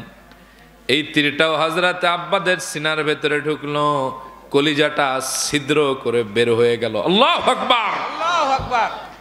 সাহাবী তাও নামাজ ছাড়লেন না, ইতমিনানে কলবের সঙ্গে ধীরে সুস্থে নামাজটা শেষ করলেন। দুদিকে সালাম ফিরালেন। পাশের ঘুমন্ত সাহাবী হযরতে আম্মার বিন ইয়াসিরকে ডাক দিয়া বললেন, ভাই আম্মার, জলদি জাগো, দেখো আমার কি হয়েছে ভাই। আমার মন বলতেছে আমি আর বেশিক্ষণ তোমাদের মাঝে থাকবো না, অল্প কিছুক্ষণ পরে আল্লাহর সাক্ষাতে পরপারে চলে যাব। চারদিকে শোরগোল পড়ে গেল। সাহাবায়ে কেরাম জেগে গেলেন। দেখতেছেন হযরত আব্বাদ নামাজের সূরাতে বসা, একটা না দুইটা না তিনটা তীর সিনার ভেতরে ঢুকে আছে। রক্ত ফিনকি দিয়ে পড়ে গোটা শরীরটা স্নান হয়ে গেছে।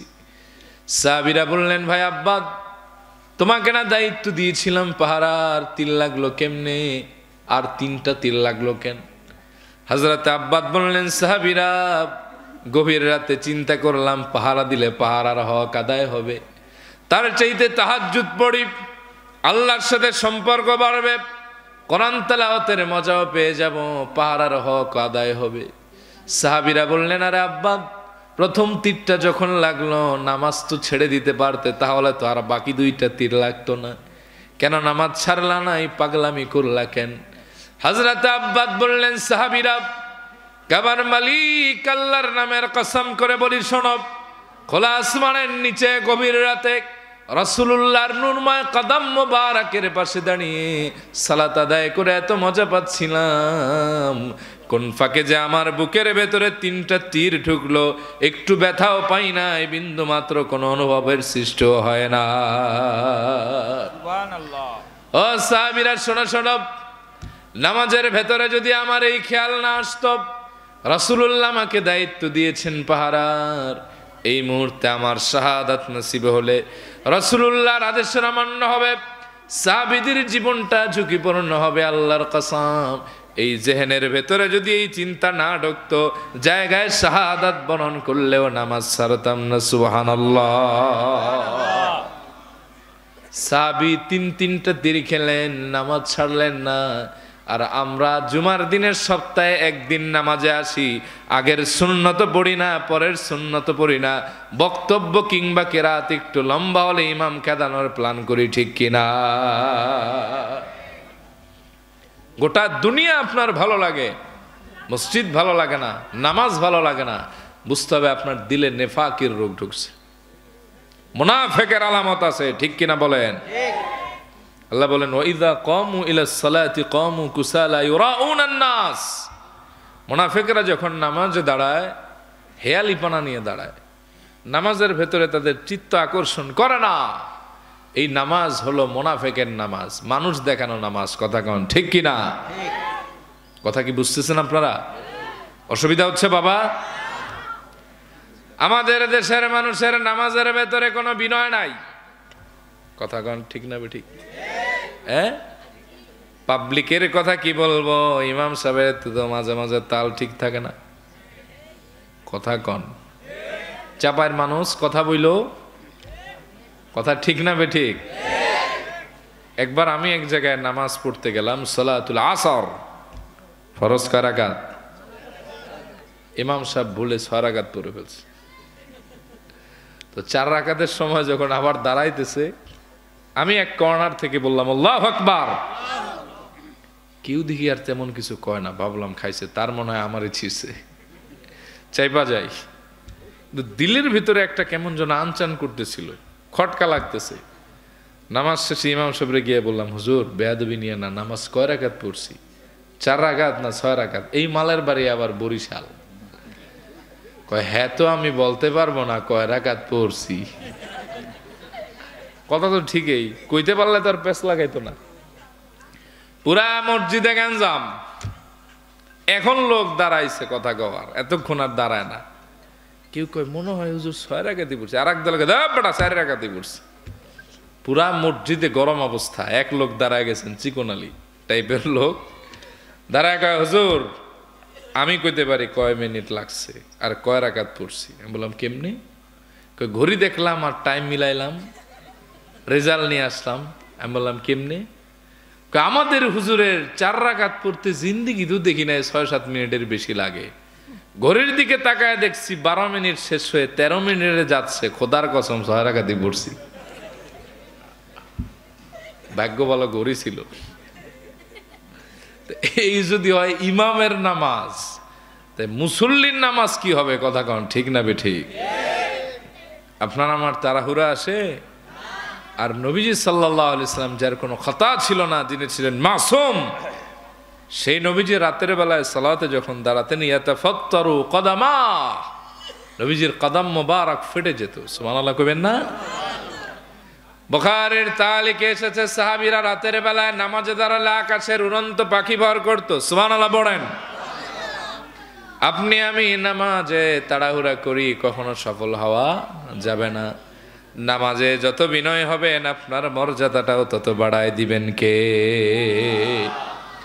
নবীজি বলেন, হুব্বিবা ইলাইয়ান নিসা ওয়াত-তিব ওয়াজুইলাত কুররাতু আইনি ফিস সালাত, আল্লাহ আমার কাছে সুগন্ধি আর আমার স্ত্রীদেরকে প্রিয় করে তুলেছেন, আর আমি রসুলের কলিজা এবং চক্ষু মোবারকের শীতলতা নামাজের ভেতরে রেখে দিয়েছে।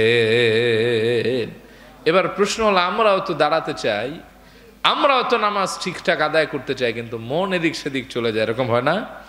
এক সিলেটে আমার বলছিলেন, হুজুর দোয়া করবো আমার লাগিয়া। আমি বললাম কিতা দোয়া করবো? খাওয়ারে বা চাচা, আমি নামাজে খারানোর বাদে খালি ফুটু বাসিয়া উঠে। কি বাসিয়া উঠে? মানে নানান চিত্র তার মনে পড়ে। এজন্য ইয়াং ভাইরা, বি অ্যালার্ট, ভালো করে শুনেন। আপনাদের অনেকেরই প্রশ্ন, how to set my mind in সালাহ, কিভাবে আমি আমার মনকে সালাতে বেঁধে রাখবো, ধরে রাখবো। 6টা কাজ আপনি করেন, ইনশাআল্লাহ আজিজ, আপনার নামাজটা বিশুদ্ধ হবে, সুন্দর হবে, মনটা আর নামাজ থেকে হারিয়ে যাবে না ইনশাআল্লাহ। কয়টা কাজ করতে হবে? 1, যখন নামাজে দাঁড়াবেন নিয়তকে পরিপূর্ণ পরিশুদ্ধ করে তারপরে দাঁড়াবেন, কারণ ইন্নামাল আমালু বিন্নিয়াত, সব কাজ নিয়তের উপর নির্ভরশীল। আল্লাহর হাবিব ভিন্ন রিওয়ায়াতে বলেন, নিয়াতুল মুমিনিনা খায়রুম মিন আমালিহি ওয়া ফি রিওয়ায়া আও ইবাদাতিহি, মুমিনের নিয়ত হলো আমলের চাইতে উত্তম। নিয়ত ভালো যার, আমল ভালো হয়ে যায় তার, ঠিক কিনা? এজন্য নামাজ পড়বেন কার জন্য? ইন্না সালাতি ওয়া নুসুকি ওয়া মাহইয়ায়া ওয়া মামাতি লিল্লাহি রাব্বিল আলামিন, নিশ্চয় আমার নামাজ, আমার কুরবানি, আমার জীবন, আমার মরণ একজনের জন্য, তিনি কে? নিয়ত যদি ঠিক করতে পারেন 50% অর্ধ সালাত আপনার অটোমেটিক ঠিক হয়ে যাবে। 2 নম্বরে, নামাজে যখন দাঁড়াবেন চূড়ান্ত বিনয় নিয়ে দাঁড়াবেন, আল্লাহর ভয় নিয়ে দাঁড়াবেন, আদবের সাথে দাঁড়াবেন। আল্লাহ বলেছেন, ওয়াকুমু লিল্লাহি কানিতিন, ও বান্দা যখন আমার সামনে দাঁড়াও, নামাজে যখন দাঁড়াও চূড়ান্ত ভয় নিয়ে দাঁড়াও। এবার প্রশ্ন হলো, আপনি কিভাবে বুঝবেন চূড়ান্ত ভয় কারে বলে? এর ব্যাখ্যা নবীজি দিয়েছেন বুখারীতে, আনতা আবুদাল্লাহ কাআন্নাকা তারাহু ফাইন লাম তাকুন তারাহু ফাইন্নাহু ইয়ারাক, তুমি এমন ভাবে ইবাদত করো মনে করো তুমি আল্লাহরে দেখতেছো, যদি আল্লাহরে না দেখো মনে রাখবা আল্লাহ পাক তোমাকে দেখছেন। সুবহানাল্লাহ। কেউ যদি মনে করে আমি আল্লাহরে দেখি অথবা আল্লাহ আমারে দেখে, তার কি ইবাদত থেকে অন্য কোথাও মন হারায় যেতে পারে? আমরা পীরের সামনে গেলে নম নম করি, নেতার সামনে গেলে তের মারি, উস্তাদের সামনে গেলে ভাব ধরি বিনয়ের। ওই মানুষটা নামাজে দাঁড়ায় বিনয় আসে না, বুঝতে হবে ডালমে কুছ কালা হয়। কথা কন ঠিক কিনা? 3, যখন নামাজে দাঁড়াবেন এমন প্রস্তুতি নিয়ে দাঁড়াবেন যে এটাই আপনার জীবনের শেষ নামাজ। কোন নামাজ? আমার একটু জবাব না দিলে আমি কথা কইতে পারবো না বাবা। শেষ নামাজ, জোরে কন। এটা জীবনের কোন নামাজ?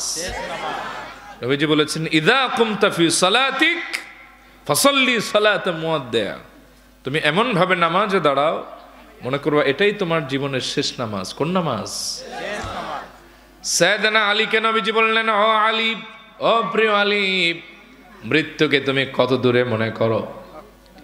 সাইয়েদনা আলী বলেছেন, ও নবী, আমি যখন ওযু করি মনে করি এটাই জীবনের শেষ ওযু। নবীজি বলেছেন, আলী, মৃত্যুর ব্যাপারে তোমার প্রস্তুতি এখনো সঠিক হয় নাই। কেউ ডানে সালাম ফিরিয়েছে, বামে সালাম ফিরাতে পারবে কিনা? আলী রে, মৃত্যুর ব্যাপারে এই গ্যারান্টি জগতের কেউ দিতে পারে না। আলী, আরো যত্নবান হও। সুবহানাল্লাহ পড়েন। এজন্য যখন দাঁড়াবেন ফিল নিয়ে দাঁড়াবেন, এটাই জীবনের কোন নামাজ? আল্লাহর হাবিব সাল্লাল্লাহু আলাইহি ওয়াসাল্লামের সাহাবীরা এই প্রস্তুতি নিয়ে দাঁড়াতেন। সাইয়েদনা আলীর পায়ে তীরবিদ্ধ হয়েছে, নবীজি বলেছেন নামাজে দাঁড়ালে ছুটেও। কারণ নামাজে যখন আলী দাঁড়ায় এমন ভাবে দাঁড়ায় তার দুনিয়ার কোনো খেয়াল থাকে না। সুবহানাল্লাহ কোন। কেউ যদি মনে করে সকালের ফজরটা পড়েছি, জোহর পাবো না, জোহর পড়েছি আসর পাবো না, আসর পড়েছি তো মাগরিব পাবো না, মাগরিব পেয়েছি তো এশা পাবো না, এই চিন্তা নিয়ে কোনো ব্যক্তি যখন নামাজে দাঁড়াবে আল্লাহর কসম ওই ব্যক্তির কখনো মনে দিক সেদিক যাবে না। ঠিক কিনা? মনে করেন আজকে আমি আপনাদের একটা বাস্তবিক উদাহরণ দেই যে কেউ যদি ভাবে এটাই তার জীবনের শেষ নামাজ, তার ফিলিংস লেভেলটা কোন লেভেলে যেতে পারে। ধরেন এখন কটা বাজে? এখন বাজে 11:47। কাউকে যদি বলা হয় সাপোজ যে তোমার 12:30 ফাঁসি হবে, তোমার আর মাত্র এই 37 মিনিট সময় তোমার জীবনে বাকি আছে, তুমি আর বাঁচবা অনলি 37 মিনিট। কয় মিনিট? 37 মিনিট। যদি মন চায় শেষবারের মতো নামাজ পড়ো 2 রাকাত, আল্লাহর কাছে প্রাণ ভরে ক্ষমাটা চেয়ে না, ওই ব্যক্তির নামাজের অবস্থা কি হবে জানেন? ওই ব্যক্তির অজুর মতো দামি অজু ওই দিন কেউ করতে পারবে কিনা আমার জানা নাই। ওই ব্যক্তির হৃদয়ের আবেগ, হৃদয়ের প্রেম, সত্তার প্রতি, আল্লাহর প্রতি তার যে একটা ভয়, এই ফিলিংস আপনাকে আমি বোঝাতে পারবো না। আমি এক কারাবন্দী লোকের কাছ থেকে শুনছিলাম, আমার যে কোনো এক আলোচনার পরে তিনি বলছিলেন, হুজুর আপনার কথা 100% রাইট। আমি বললাম কিভাবে? বলে আমি যে ছেলে ছিলাম, এই ছেলের পাশের ছেলে একজনের ফাঁসি হয়েছে। যখন তারে বলছে যে তোমার অমুক দিন ফাঁসি হবে, বেশি আগে তো জানায় না, ভেঙে পড়বে দেখে, বলে আমি তার দৃশ্য দেখলাম আর নিজের জীবন পরিবর্তনের নিয়ত করলাম। বললাম কেমনি? বলে সেই দিন তার যে অ্যাটিটিউড ছিল, একটা বিশাল 6 ফুট লম্বা একজন মানুষ, কি তার দেহের ভেতরে শক্তি, তার কথার কি ওজন, ওই দিন দেখলাম তার জবান থেকে আর কথা বের হয় না। সে যখন গোসল করছিল, এই গোসলটার ফিলিংসটা আমি অনুভব করতে পারছিলাম। তার নামাজ এবং মোনাজাতের কান্নায় আশেপাশের ছেলের মানুষের রাত্রে আর ওই দিন ঘুম হয় নাই। সুবহানাল্লাহ কোন? কারণ একটু পরেই তার শেষ বিদায়। একদিকে তার ফাঁসির রশি, আর একদিকে শেষ নামাজ। দেখবেন সূরা ফাতিহা পড়তে পড়তে তার লম্বা একটা সময় লাগবে, চোখ বেয়ে বেয়ে তার পানি ঝরবে, রুকুতে গেলে আর উঠতে মন চাইবে না, সেজদায় গেলে কান্নায় ভেঙে পড়বে, আর মনে মনে প্রত্যাশা করবে, আল্লাহ মওত যেহেতু দিবা, তাহলে আমার মওত যদি সেজদায় হতো কতই না ভালো হয়ে যেত। আর দুনিয়া থাকবে একদিকে আর নামাজ থাকবে আর একদিকে। এজন্য নবীজি বলেছেন, ইদা কুমতা ফি সালাতিক ফাসাল্লি সালাতা মুআদ্দিয়া, তুমি এমন ভাবে সালাতে দাঁড়াও মনে করবা এটাই তোমার জীবনের শেষ নামাজ। কোন নামাজ? 4 নম্বর, যখন নামাজে দাঁড়াবেন, যাক্কির আল মাউত ওয়া আনতা ফিস সালাহ, আল্লাহর হাবিব বলেছেন তুমি নামাজে দাঁড়ায় দাঁড়ায় মৃত্যুর কথা স্মরণ করো। কিসের কথা? ভাবো। ভাবেন কখনো? হ্যাঁ, দুনিয়ার কথাই আমরা ভাইবা পাই না, তাহলে আখেরাতের কথা কি ভাববো? বুখারীর বর্ণনায় আল্লাহর হাবিব বলেছেন, মানুষ বুড়া হইলেও তার 2টা জিনিসের শখ কোনোদিন কমে না। কটা জিনিসের? এক, তার বাঁচার আশা, সে বাঁচতেই চায়। একটু পরে তার মওত হবে, তার ভেতরে এখনো বাঁচার আশা আছে। আল্লাহর হাবিব বলেছেন, যাক্কির আল মাউত ওয়া আনতা ফিস সালাহ, যখন তুমি নামাজে দাঁড়াবে মৌতের কথা চিন্তা করো। কখনো ভাবছেন? মুতু ক্বাবলা আন তামুতু, মরার আগে একবার মইরা দেখো। একটু ফিরলেন তো, তিলের কানটা একটু সজাগ করেন। যুবক ভাই, তোমাদের অ্যাটেনশন কামনা করছি, বিশেষ করে তোমরা একটু ভাবো, এই যে শীতের দিন, একটা লাগাইছি কোট, ভেতরে আছে গেঞ্জি, উপরে জামা, এরপর আবার এটে দিছি, এখন কথা বলতেছি দেখে হালকা হালকা গরম লাগে। বিমান থেকে যখন নামছি মনে হয় যেন বাতাসে আমার উড়াই নিবে, এরকম এক অবস্থা, ঠান্ডা। এই ঠান্ডার দিনে যদি তোমার মৌত হয়, ঘরের মানুষ সব লেপের তলে থাকবে, সোয়েটার গায়ে দেওয়া থাকবে, সব মানুষগুলি নিজেকে সেভ করার প্রচেষ্টা করবে, কিন্তু তোমার লাশটা কিন্তু ঘরের খাটিয়ায়, ওই যে ঘরের নামা এমন ভাবে নামাবে, তোমার গায়ে কিন্তু একটা পাতলা চাদর ছাড়া কিছুই রাখবে না। ঠিক না? কখনো ভাবছো? ভাবো। আল্লাহর হাবিব বলেছেন, এমন ভাবে জীবন চলো, কুন ফিদ দুনিয়া কান্নাকা গরীবুন আও আবিরু সাবিল, যে মনে হয় তুমি একজন নিঃস্ব অথবা মুসাফির। সুবহানাল্লাহ কইবেন না? সাইয়েদনা আব্দুল্লাহ ইবনে ওমর রে নবীজি ওসিয়ত করছিলেন। উনি বলেন, আখাযা রাসূলুল্লাহ সাল্লাল্লাহু আলাইহি ওয়াসাল্লাম বিমানকিবি, আল্লাহর হাবিব একদিন আমার কাঁধের উপরে তার হাত মোবারক রাখলেন, এরপরে আমাকে নসিহা করলেন, ওমর, আব্দুল্লাহ ইবনে ওমর, কুন ফিদ দুনিয়া কান্নাকা গরীবুন, তুমি দুনিয়া এমন ভাবে থাকো যে তুমি একজন নিঃস্ব আও আবিরু সাবিল, অথবা একজন মুসাফির মাত্র। ও আমার, এই পৃথিবীতে যেভাবে মুসাফিরের যেরকম এটা স্থায়ী জায়গা না, তোমারও এটা না। খবরদার দুনিয়ার মায়ায় পড়ো না, জীবনটারে সংকীর্ণ করে চলো। এরপর থেকে উনি সবসময় নসিহত করলে সবাইরে বলতেন, ইদা আমসাইতা ফালা তানতাযিরিস সাবাহ ওয়া ইদা আসবাহতা ফালা তানতাযিরিল মাসা। তুমি যদি সন্ধ্যা পাও তাহলে সকালের আশা করো না, আর যদি সকাল পাও তো সন্ধ্যার আশা করো না। বহু মানুষ এশারের নামাজ একসাথে পড়েছি, ফজরের নামাজের পরে আমি তারা জানাজা দিয়েছি, এরকম ঘটনা আছে না? না, ফজর পড়লাম একসাথে, জোহরে গেলাম আমি আর এক জায়গায়, আসরে আসলাম, শুনলাম তার মৌত হয়েছে 11টায়, জানাজা হয়েছে জোহরের পরে, এখন তার কবরের কয়েক ঘন্টা শেষ। This is the circle of life. এটাই জীবনের বাস্তবতা। নামাজে দাঁড়ায় চিন্তা করবেন যে আমি আপনি সামান্য অন্ধকার রাতে ঘর থেকে বের হই না, আপনারা আমার এমন জায়গায় রেখে আসা হবে যেই জায়গায় আপনিও তো যান না। মায়ের কবর কয়দিন জিয়ারত করেন, বাবার কবর কয়দিন জিয়ারত করেন, একটু ভাবেন। আপনি হিসাবের পাল্লায় আপনার ওজনটা কি নেকের পাল্লা হবে নাকি বদের পাল্লা ভারী হবে, এটা ভাবেন। এই ভাবলে মনটা স্থির করে দিবে কে? 5 নম্বর, যখন নামাজে দাঁড়াবেন দৃষ্টিটা নামাজের ভেতরে তথা সিজদার জায়গায় রাখবেন। কোন জায়গায়? সবাই কোন? জোরে বলেন। কোন জায়গায় রাখবেন? কেন রাখবেন? 2টা ফায়দা। 1, মনটা একবারে নামাজে আটকে যাবে। 2, আমি আপনাদেরকে সেই রেওয়ায়েতের হাদিস শোনাচ্ছি। আচ্ছা ভাই, আপনাদের মনে হয় কষ্ট হইতেছে না? শেষ করে দিব নাকি আর 10-15 মিনিট শুনবেন? অসুবিধা হচ্ছে? তাকবীর দেন, লিল্লাহি তাকবীর। টেম্পার আছে এখনো। আল্লাহর হাবিব বলেন, লা ইয়াজালুল্লাহু আযজা ওয়া জাল্লা মুকবিলান আলাল আবদি ফি সালাতিহি মা লাম ইয়ালতাফিত ফাইযা সারাফা ওয়াজহু সারাফা আনহু। নবীজি বলেন, যখন তোমরা নামাজে দাঁড়াও সিজদার জায়গায় দৃষ্টিটা রাখো, নামাজের ভেতরে রাখো।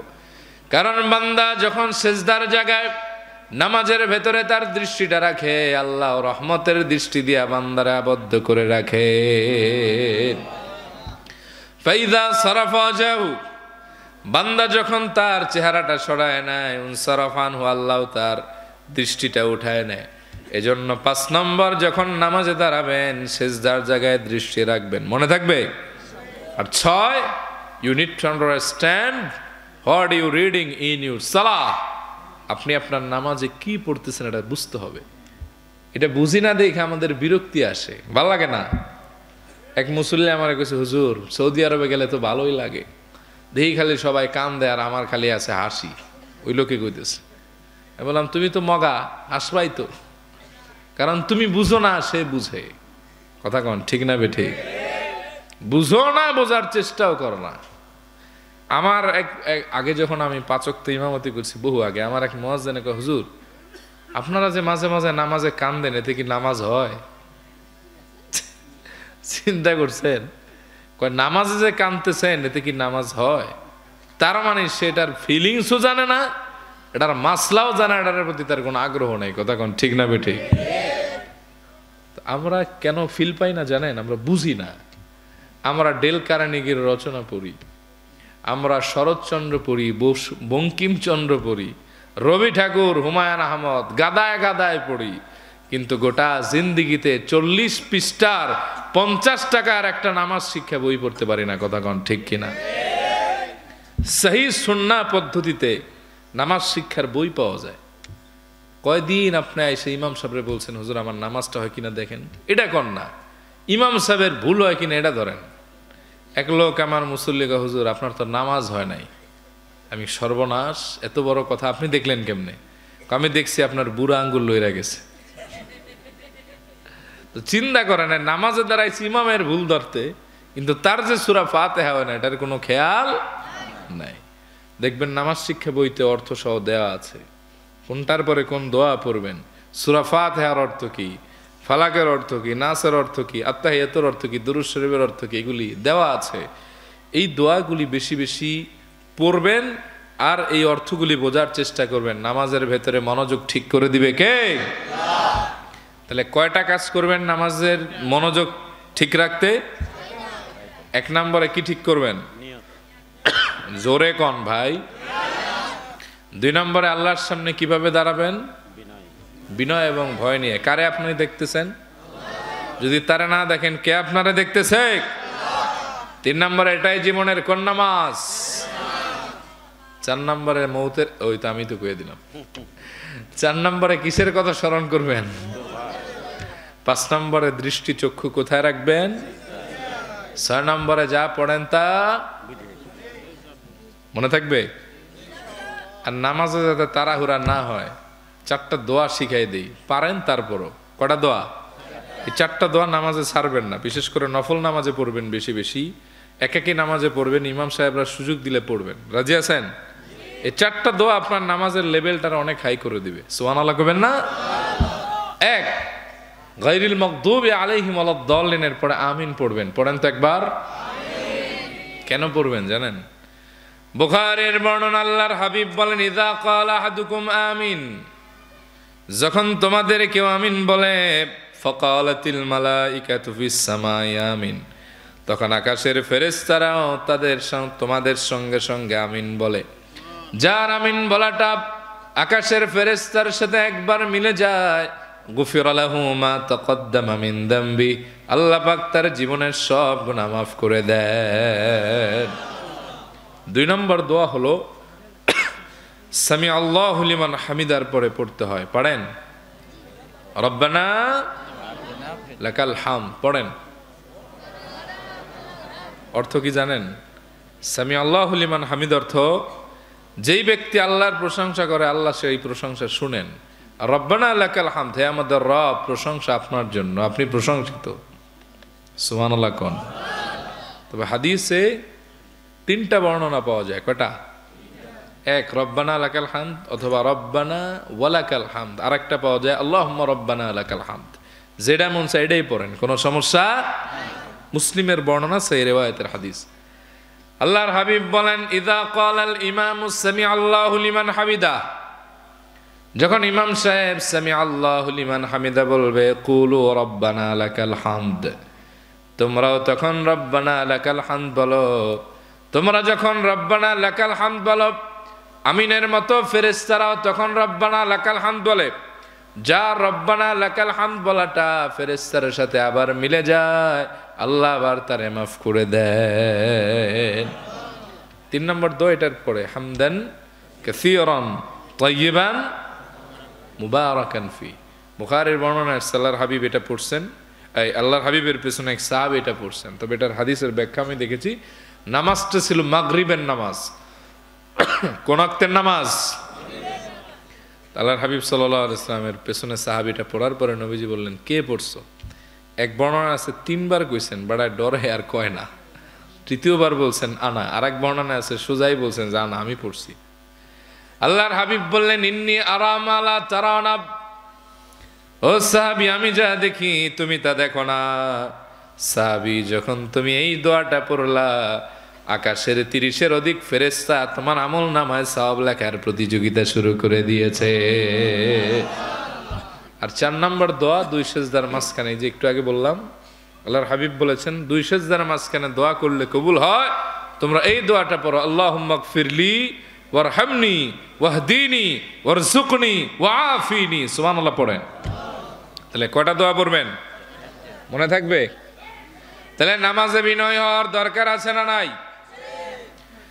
তাহলে যদি আপনি সফল হতে চান, 2 নম্বর কাজ হবে নামাজে বিনয় হওয়া। আল্লাহ আমাদের বিনয় হওয়ার তৌফিক দিক, বলি আমিন। এই যে কয়টা ফর্মুলা বললাম, 1 সপ্তাহ আমল করে আমার ফোন নাম্বার নিয়ে ফোন দিয়েন। যদি পরিবর্তন না হয়, তাহলে আপনি আমার বললেন যে আপনার কথায় কাজ হইল না, এটা পরীক্ষিত।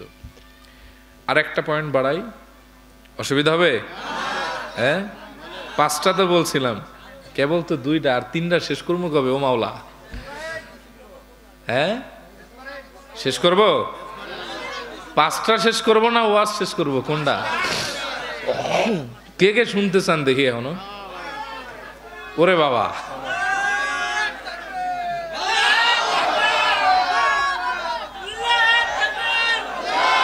বুঝতে পারছি। আমি মোটামুটি টেনে টেনে বলে দেই শর্ট করে, ঠিক আছে?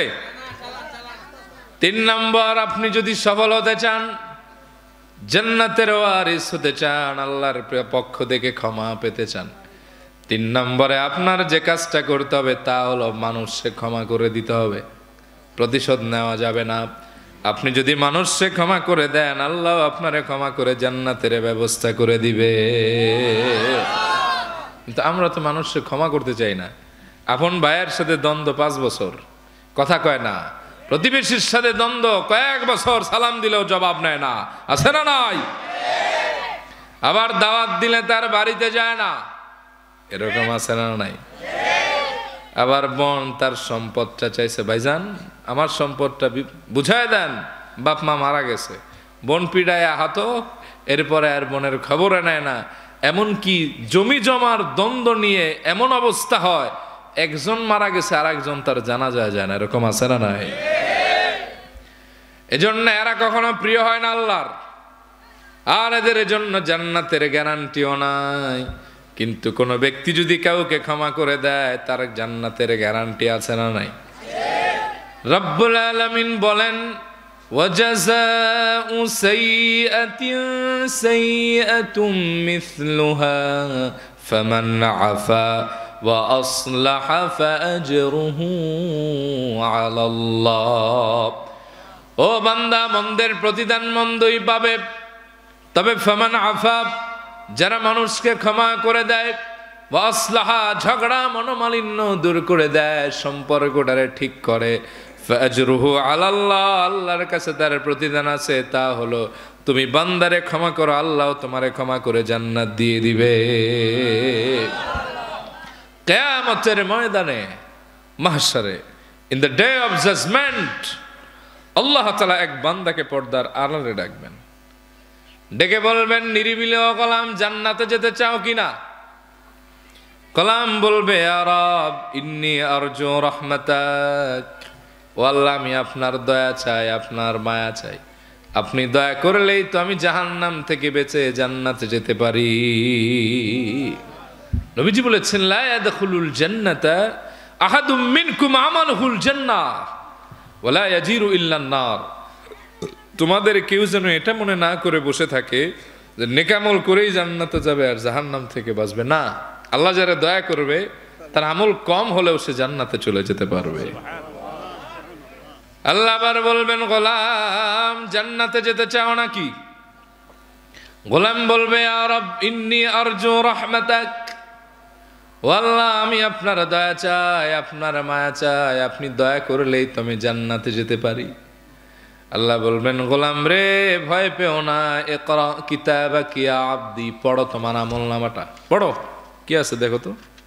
ফাকরা কিতাবাহু ফাবাকা তাওইলান, সে তার আমলনামাটা মনোযোগ দিয়ে পড়বে, পড়ার পরে সে কান্নায় ভেঙে পড়বে, লম্বা সময় ধরে কাঁদবে।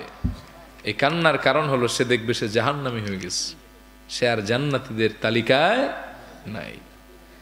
আল্লাহ তখন আবার বলবেন, গোলাম এখনো তুমি জান্নাতে যেতে চাও কিনা? সে বলবে, ইয়া রাব আনতা আরহামুর রাহিমিন, আল্লাহ আপনি হলেন দয়ার সাগর, আপনি দয়া করলেই তো আমি জান্নাতে যেতে পারি। আল্লাহ তখন বলবেন, লা তাখাফ ওয়া লা তাহজান ইয়া আবদি, ও আমার গোলাম ভয় পেও না, দুশ্চিন্তার কোনো কারণ নাই, তোমার আমলনামা প্রমাণ করে তুমি জাহান্নামী, কিন্তু গোলাম তোমার এমন একটি আমল আমি আল্লাহর কাছে জমা, যা আকাশ এবং জমিনে আমি আল্লাহ ছাড়া দ্বিতীয় কেউ জানে না। ও গোলাম, দুনিয়ায় থাকতে তুমি আমার এক গোলামরে মাফ করে দিয়েছিলে আমি আল্লাহর জন্য, প্রতিশোধ নাও নাই। আজকে আমি রব্বুল আলামিন ওই কারণে তোমারেও মাফ করে জান্নাতের ফয়সালা করে দিলাম। ইয়া আব্দি উনজুর ইলাল জান্নাহ, ও আমার গোলাম তুমি জান্নাতটা একটু মন ভরে দেখো। উদখুলুল জান্নাতা বিরহমাতি বিআইয়ি বাবিন তাশা, তোমার জন্য আমি জান্নাতের সব দরজা খুলে দিলাম, যেটা মনে চায় সেটা দিয়ে হাসতে হাসতে তুমি জান্নাতে চলে যাও। তাহলে ক্ষমায় লাভ নাকি লস? জোরে কন। কিন্তু আমরা তো ক্ষমা করতে চাই। এদেশে রাজনৈতিক দ্বন্দ্ব আছে, আছে না? আবার আছে হুজুরে হুজুরে দ্বন্দ্ব, প্রতিবেশী প্রতিবেশী দ্বন্দ্ব, আছে না নাই? এক টুপির লোক আর এক টুপির লোকরে সালাম দিতে চায় না, মুসাফা করতে গেলে হাত ভালো করে দেয় না। কথা কন। ভাইগুলা বাদ দেন, এমন জীবন গড়েন যাতে মানুষ আপনার মরার পরে আপনার কথা শুনে চোখের পানি ফেলে কাঁদে, মন খুলে আপনার জন্য দোয়া করে, মানুষ যেন সাক্ষী দেয় আপনি ভালো ছিলেন। আল্লাহর কসম, আপনার যদি অনেক গুনাহ থাকে, এই মরার পরে যদি মানুষ আপনারে ভালো বলে সাক্ষী দেয়, এটা আপনার জান্নাতে যাওয়ার কারণ হয়ে যাবে। বিশ্বাস হয়? সহিহ আল বুখারীর বর্ণনা, সাইয়েদনা আনাস ইবনে মালিক বলেন, ওয়াজ কি ওই দিক না এই দিক? নীলফামারীতে গেছিলাম সদরে এক মাহফিলে, এটা ডিসেম্বরের 15 তারিখে। বিশাল মাঠ জুড়ে লোক আর লোক, এক মাথা থেকে আর এক মাথা ভালো করে দেখাও যায় না। পাশে দিছে মেলা, মেলায় লাগছে ঠেলা, লাগছে কিলাকিলি, অর্ধেকের বেশি আমার থিয়া পলাইছে। তো মানুষ আসলে সার্কাস দেখতে চায়। তবে আপনাদের প্রতি আমি কৃতজ্ঞ যে আপনারা সার্কাস দেখতে চাচ্ছেন না, কোরআন হাদিস শুনতে যাচ্ছেন। আলহামদুলিল্লাহ। এ দেশে যদি হিরো আলম ওয়াজ করে, বিশ্বাস করেন আল্লাহর নামের কসম, ওরে দেখতেও হাজার হাজার মানুষ জড়ো হবে। আর জায়েদ খান ওয়াজ করলে তো ডেট খালি পাইবেন না। রাগ করলেন নাকি? কথা বাস্তব না অবাস্তব? এদেশে 12 ইঞ্চি কি 26 ইঞ্চি বক্তা 70,000 টাকা। আবার হুজুরের পিএসও আছে, বুঝছেন নি? আমি এক জায়গায় ছিলাম, ওখানে দেখি যে কোলে কইরা আনছে এক বক্তারে, বুঝছেন না? মানে প্রাসঙ্গিক কথাই ঢুকাই দিলাম, কোলে কইরা আনছে। আমি শুনলাম কয় টাকা দিয়ে আনছেন? আধা ঘন্টা পর হ্যাঁ ব্যাটারির চার্জ নাই। বেড়ায় সাইজ হইলো এতটুকু, ব্যাটারি আর কতটুকু হইব? বুঝছেন নাই? কয় হুজুর 40,000 লইছে। আমি কই কি কোরআন হাদিস করছি? আরে মিয়া কোরআন হাদিস লাগে, সবাই দেখে মজা পাইছি। তা মজা পাইতে গেলে যাত্রা পালা যাও, মাহফিলে কেলা। কথা কন ঠিক না বেঠে? মাহফিলে আসবেন কোরআন হাদিস শুনতে। হাক ডাক এগুলি আমি পছন্দ করি না, বুঝছেন? কিছু বক্তা আছে খালি হাক ডাক, নামাজ পড়ে কিনা ঠিক মতো আল্লাহ ভালো জানে। হাক ডাক আর কম না, এতই হাক ডাক একটা কম দিয়ে দেখেন আসল চরিত্র বাইরে যাবে। রাগ করলেন? এগুলি না, শেখার কিছু হোক, বুঝেন নাই? এই লাখ টাকা দিয়া আয়োজন করলেন, এত সুন্দর প্যান্ডেল, হুজুর আনলেন ঢাকা দিয়া বিমানে, হ্যাঁ? কিন্তু বাড়ি পর্যন্ত যদি কিছু না নেওয়া যায়, তাহলে কমিটিও ভাসবেন, বক্তা তো ভাসবেন, আর বাকি যারা শ্রোতা এরাও ভাসার সম্ভাবনা আছে। ঠিক কিনা? রাগ করলেন নাকি ভাই আমার প্রতি? কথাটা একটু করা হয়ে গেল না? তবে আল হাক্কু মুররুন, হকটা একটু তিতাই লাগে। কথা কন, শুনতেছেন? তো বলছিলাম মরার পরে যদি কেউ আপনারা ভালো বলে, এটা আপনারা জান্নাতে যাওয়ার কারণ হয়ে যাবে। টাটকা সহিহ বুখারীর হাদিস। সাইয়েদনা আনাস ইবনে মালিক বলেন, মাররু বিজানাজাতিন ফাআসনাউ আলাইহা খায়রান ফাকাল আন-নবী সাল্লাল্লাহু আলাইহি ওয়াসাল্লাম ওয়াজাবাত। আমরা একটা জানাজার পাশ দিয়ে গেলাম, ওই জানাজাকৃত ব্যক্তির ব্যাপারে মানুষটা অকপটে ভালো বলতে লাগলো, প্রশংসা করতে লাগলো, তার গুণ বর্ণনা করতে লাগলো। আল্লাহর হাবিব বললেন ওয়াজাবাত, তার জন্য ওয়াজিব হয়ে গেছে। সুবহানাল্লাহ কইতেন না? বেস্ট একটু বাড়ান। সুম্মা মাররু বিল উখরা, এরপরে আমরা আর একটা জানাজা অতিক্রম করলাম। ফাআসনাউ আলাইহা শাররান, ওই জানাজাকৃত ব্যক্তির ব্যাপারে মানুষরা খারাপ বলল। নবীজি এবারও বললেন ওয়াজাবাত, তার জন্য ওয়াজিব হয়েছে। সাইয়েদনা ওমর ছিলেন ওই মজলিসের ভিতরে, তিনি বললেন মা ওয়াজাবাত ইয়া রাসূলুল্লাহ, ও নবী তার জন্য কি ওয়াজিব হয়েছে জানতে চাই। নবীজি বললেন হাযা আসনাইতুম আলাইহি খায়রান ফাওয়াজাবাত লাহুল জান্নাহ, ও আমার এই জানাজাকৃত ব্যক্তির ব্যাপারে তোমরা সবাই ভালো বললে, প্রশংসা করলে, এই প্রশংসার কারণে আল্লাহ পাক তার জন্য জান্নাতটা ওয়াজিব করে দিয়েছে। ওয়াহাযা আসনাইতুম আলাইহি শাররান ফাওয়াজাবাত লাহুন নার।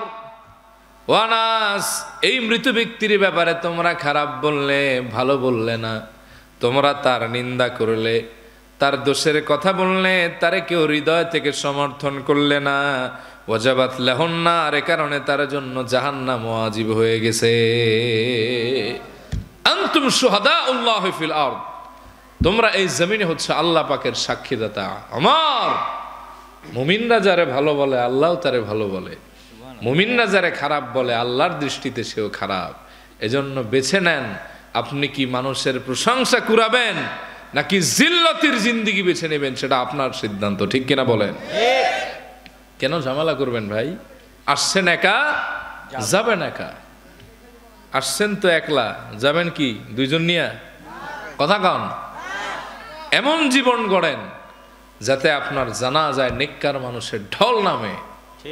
আল্লাহর হাবিব বলেছেন কোন মুমিনের জানাজায় 40 জন, মাত্র কয়জন?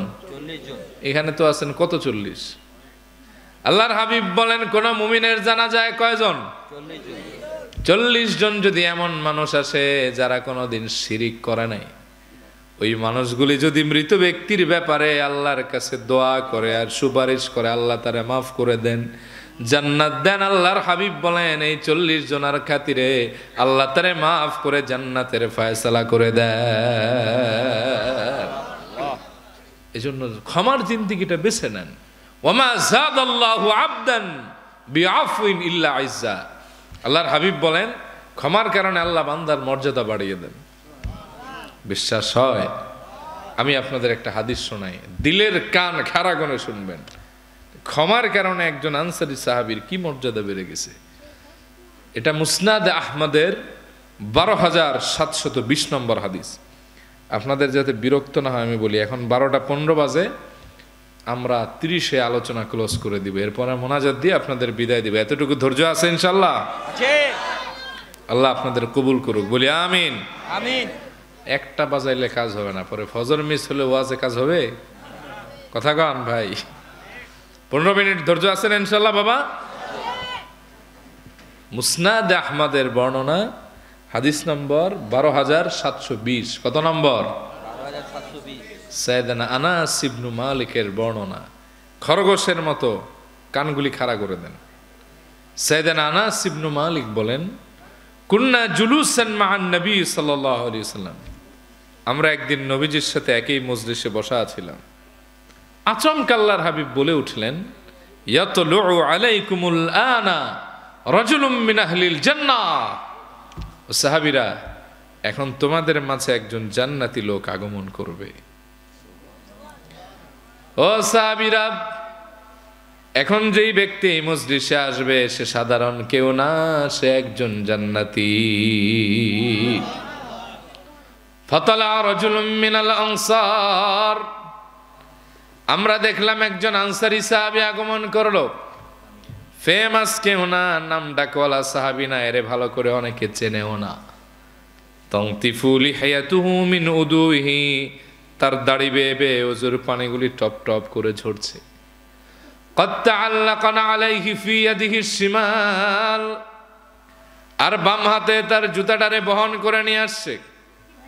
فلما كان الغد, দ্বিতীয় দিন যখন আগমন করলো, قال النبي صلى الله عليه وسلم مثل ذلك, আল্লাহর হাবিব একই কথা বললেন يطلع عليكم الآن رجل من أهل الجنة, ও সাহাবীরা, এখন তোমাদের মাঝে একজন জান্নাতি লোক আগমন করবে।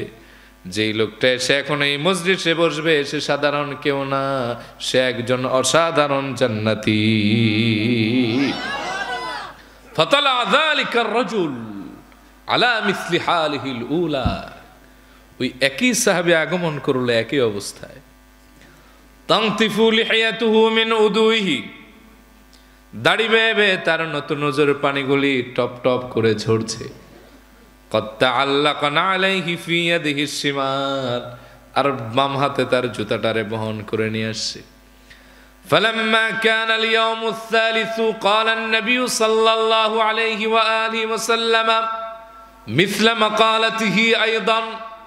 তৃতীয় দিন আল্লাহর হাবিব একই কথা বললেন, একই সাহাবীর একই অবস্থায় দেখা গেল। আল্লাহর হাবিব যখন তৃতীয় দিন মজলিস থেকে দাঁড়ালেন, অন্য কোথাও চলে গেলেন। তাবিআহু আব্দুল্লাহ ইবনে আমর ইবনুল আস। আব্দুল্লাহ ইবনে আমর ইবনুল আস নামে এক সাহাবী তারে ফলো করতে করতে তার বাড়িতে গেলেন। কোথায় তার বাড়ি, কোথায় তার ঘর, এটা আমি একটু দেখে আসি। একবার না, দুইবার না, তিনবার জান্নাতি সনদ পেয়েছেন। সাহাবীর দাম কম না বেশি? প্রথম দিন ঘর বাড়ি সব চিনে আসছেন। আমর ইবনুল আস কয়েকদিন পরে গিয়ে ওই সাহাবীর বাড়িতে হাজির, গিয়ে বললেন, ভাই আমি তোমার একটু সাহায্য চাই, আমি তোমার বাড়িতে 3 দিন থাকার জন্য একটু আশ্রয় চাই। আমি একটি বিপদে পড়ে গেছি। ইন্নী লাহাইতু আবি, আমি আমার বাবার সাথে ঝগড়া লাগিয়েছি, ঝগড়ায় কোনো দোষ ছিল না। ফাকাসামতু আল্লাহ আদখুলা আলাইহি সালাসান, আমি আমার বাবার সাথে কসম করে বলে ফেলেছি, বাবা 3 দিন আর তোমার বাড়িতে আমি ঢুকবো না। কসমটা করে বিপদে পড়ে গেছেন। কই যাই কত ভাই, আমার 3 দিন আমাকে থাকতে দাও না তোমার বাড়ি। আনসারী সাহাবী বললেন, আহলান ওয়া সাহলান মারহাবান বিক। ও আমর ইবনুল আস, তুমি আমার বাড়িতে থাকতে পারো, সমস্যা নাই। You can stay with me and my family, no problem. থাকো মিয়া, 3 দিনই তো থাকবা। সুবহানাল্লাহ কইবেন না? আমর ইবনুল আস চান্স পেয়ে তার বাড়ি ঢুকে গেছে। গোয়েন্দার মতো তার পিছনে পিছনে ঘুরতেছে। কই যায়, কি করে দেখা সার মুখ, কি তার আমল। বলে, প্রথম দিন গোয়েন্দার মতো তার পেছনে ঘুরলাম, কোনো কিছুই পেলাম না। ভাবলাম রাতের বেলা আমল করবে। সাহাবী রাতের বেলা বিছানায় গিয়ে সারের পরে বিড়ি করে কি যেন বলে ঘুমিয়ে যায়। ভাবলাম যাক ঘুমায়, কালকে তো বাকি আছে। দ্বিতীয় দিন ঘুরলাম, তাও পেলাম না। দ্বিতীয় রাতে দেখি সাহাবী আবার আগের মতো কি যেন বলে বলে ঘুমিয়ে যায়, আমিও ঘুমিয়ে যাই। কিন্তু আমি কিউরিয়াস হয়ে যাচ্ছিলাম, সাহাবী কেন আমলটা করে না। আমি যা করি তাই তো সে করে, অতিরিক্ত কিছু নাই। তৃতীয় দিনও ঘুরলাম, পেলাম না। এবার তৃতীয় রাতে ওই সাহাবী ঘুমালো, আমি আমর ইবনুল আস আর সারা রাত ঘুমাই না। যে আজকে যদি আমি ঘুমায় কাটাই আর সাহাবী যদি উঠেই আমলটা করে, তাহলে আমার মিশন সাকসেস হবে না। দেখলাম সাহাবী লম্বা ঘুম, ফজরের সময় জাগছে। দুইজনে ফজরের নামাজ পড়ে বিদায় নিব। এবার আমি তার হাত ধরলাম, বললাম, ভাইরে আমি তোমার সাথে একটু কৌশল অবলম্বন করেছি। আমার বাপের সাথে এমন কোনো ঝগড়া হয় নাই যে তোমার বাড়িতেই থাকতে হবে। তোমার কি মনে পড়ে আল্লাহর হাবিব তোমার এক মজলিসে 3 দিন 3 বার বলেছিলেন, ইয়াতলু আলাইকুমুল আনা রাজুলুম মিন আহলিল জান্নাহ, ও সাহাবীরা এখন তোমাদের মাঝে একজন জান্নাতি লোক আসবে। ফাতালাতা আনতা সালাসা মিরারিন, একবার না, দুইবার না, 3 বার তুমি ওই মজলিসে এসেছিলে। ও আনসারী ভাই, আমার দিলের তামান্না ছিল কি তোমার আমল ফাক্তাদিবি, সেটা আমিও আমল করব। কিন্তু 3 দিন 3 রাত তোমার বাড়িতে থাকলাম, এমন কোন আমল তো আমি পেলাম না। তাহলে আমারে বলো, আল্লাহর হাবিব কেন তোমারে 3 বার জান্নাতি বলে ঘোষণা করেছে? আনসারী সাহাবী বললেন, আমর ইবনুল আস, আমার এমন কোন আমল আছে কিনা আমি জানি না, তবে প্রত্যেক দিন যখন ঘুমোতে যাই বিছানায় গিয়ে আল্লাহরে ডাক দিয়ে বলি, আল্লাহ আপনার যেই বান্দা আমারে কষ্ট দিয়েছে, আমার হক মেরে খেয়েছে, আমারে ব্যথা দিয়েছে, ঠকিয়েছে, আমি হৃদয় মাঝে তার জন্য কোনো কিছুই পুষে রাখলাম না। আপনার জন্য আমি তারে মাফ করে দিলাম, আপনি আমারেও মাফ করে দেন। আমর ইবনুল আস বলেন, ভাই রে এতক্ষণে তো সে আমল পেয়ে গেলাম যে আমলের কারণে একবার না, দুইবার না, 3 বার আল্লাহর হাবিব তার নূরময় জবান মোবারকে তোমারে জান্নাতি বলে ঘোষণা করেছে। আর এক বর্ণনায় আছে, আমি মানুষকে ক্ষমা করি আর মানুষের প্রতি হিংসা রাখি না, কারো ভালো দেখলে আমার জ্বলন হয় না। এই দুই কারণে আল্লাহর হাবিব আমারে জান্নাতি বলে ঘোষণা করে দিয়েছেন। সুবহানাল্লাহ কইবেন না? সুবহানাল্লাহ। কে আছেন বাপের বেটার মতো বলতে পারবেন যে এতক্ষণ যা শুনছি আমি হৃদয় থেকে বলি, যত মানুষ আমারে কষ্ট দিছে আমি আল্লাহর জন্য মাফ করে দিলাম, এমন কেউ আছেন? অনেকে হাত জাগায় না, কয় হুজুর এখন টাকাটা পাই, টাকা কালেকশন করে এর বাদে মাফ করার সিদ্ধান্ত নিমু। হাত নামান। যারা হাত জাগিয়েছেন আল্লাহ যেন তাদেরকে মাফ করে দেয়, কোন আমিন। আমিন। আর বাকি আছে আমার 8 মিনিট। 8 মিনিটে দুইটা ছোট্ট করে বলে দিই। 4 নম্বরে, যদি আপনি আল্লাহর প্রিয় হতে চান বেশি বেশি ইস্তিগফার করতে হবে, ক্ষমা চাওয়ার অভ্যাস করতে হবে।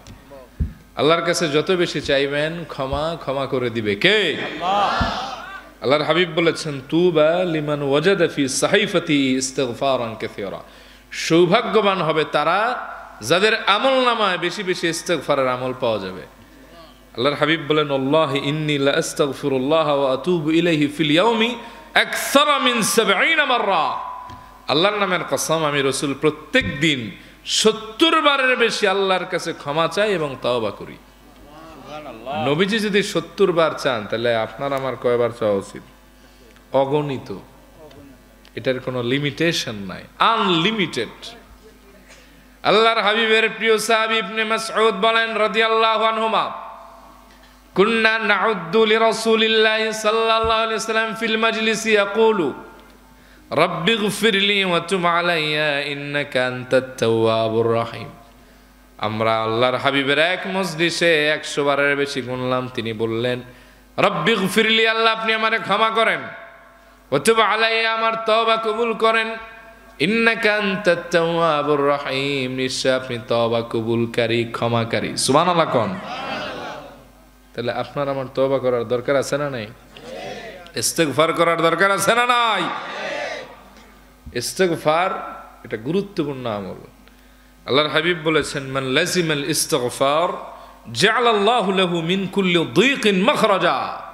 যে ব্যক্তি বেশি বেশি ইস্তিগফার করবে সব বিপদ থেকে আল্লাহ তারে মুক্ত করে দিবেন। ওয়া মিন কুল্লি হাম্মিন ফারাজা, যাবতীয় টেনশন, ডিপ্রেশন, দুশ্চিন্তা, পেরেশানি থেকে তারে চিরমুক্ত করে দিবেন।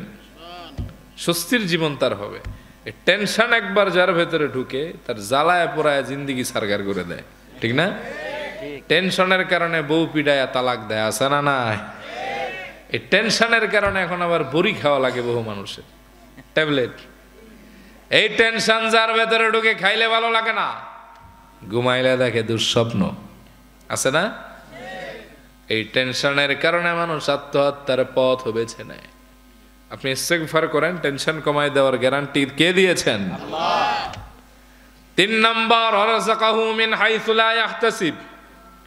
যে ব্যক্তি বেশি বেশি ইস্তিগফার করবে আল্লাহ পাক এমন জায়গা থেকে রিজিকের ব্যবস্থা করবেন যা বান্দা কল্পনাও করে না। চাকরি হয় না, ইস্তিগফারের আমল করেন। বিদেশ গিয়া ধরা খাইছেন, ইস্তিগফার করেন।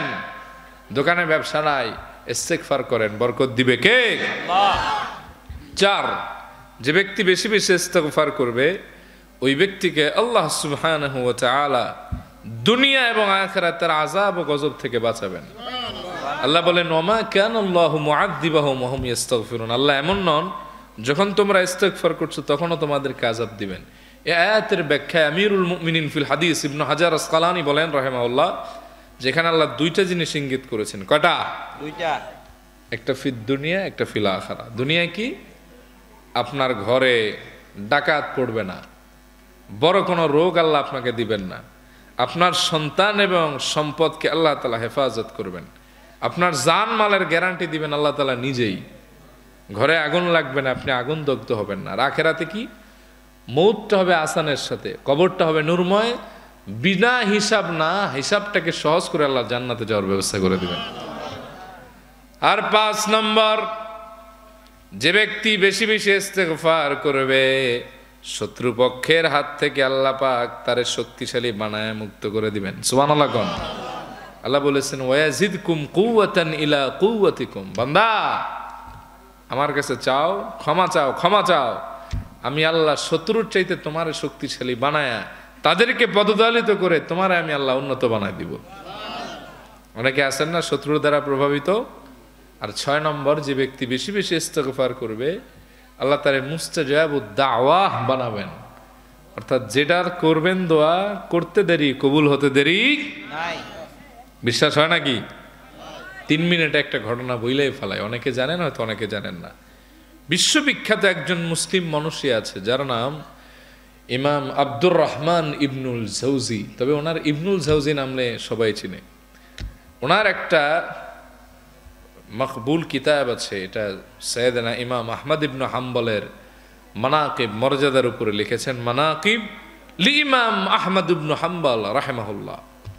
তো এই কিতাবে উনি ইমাম আহমদ ইবনু হাম্বলের একটা স্মরণীয় বর্ণাঢ্য এক ঘটনা আনছেন।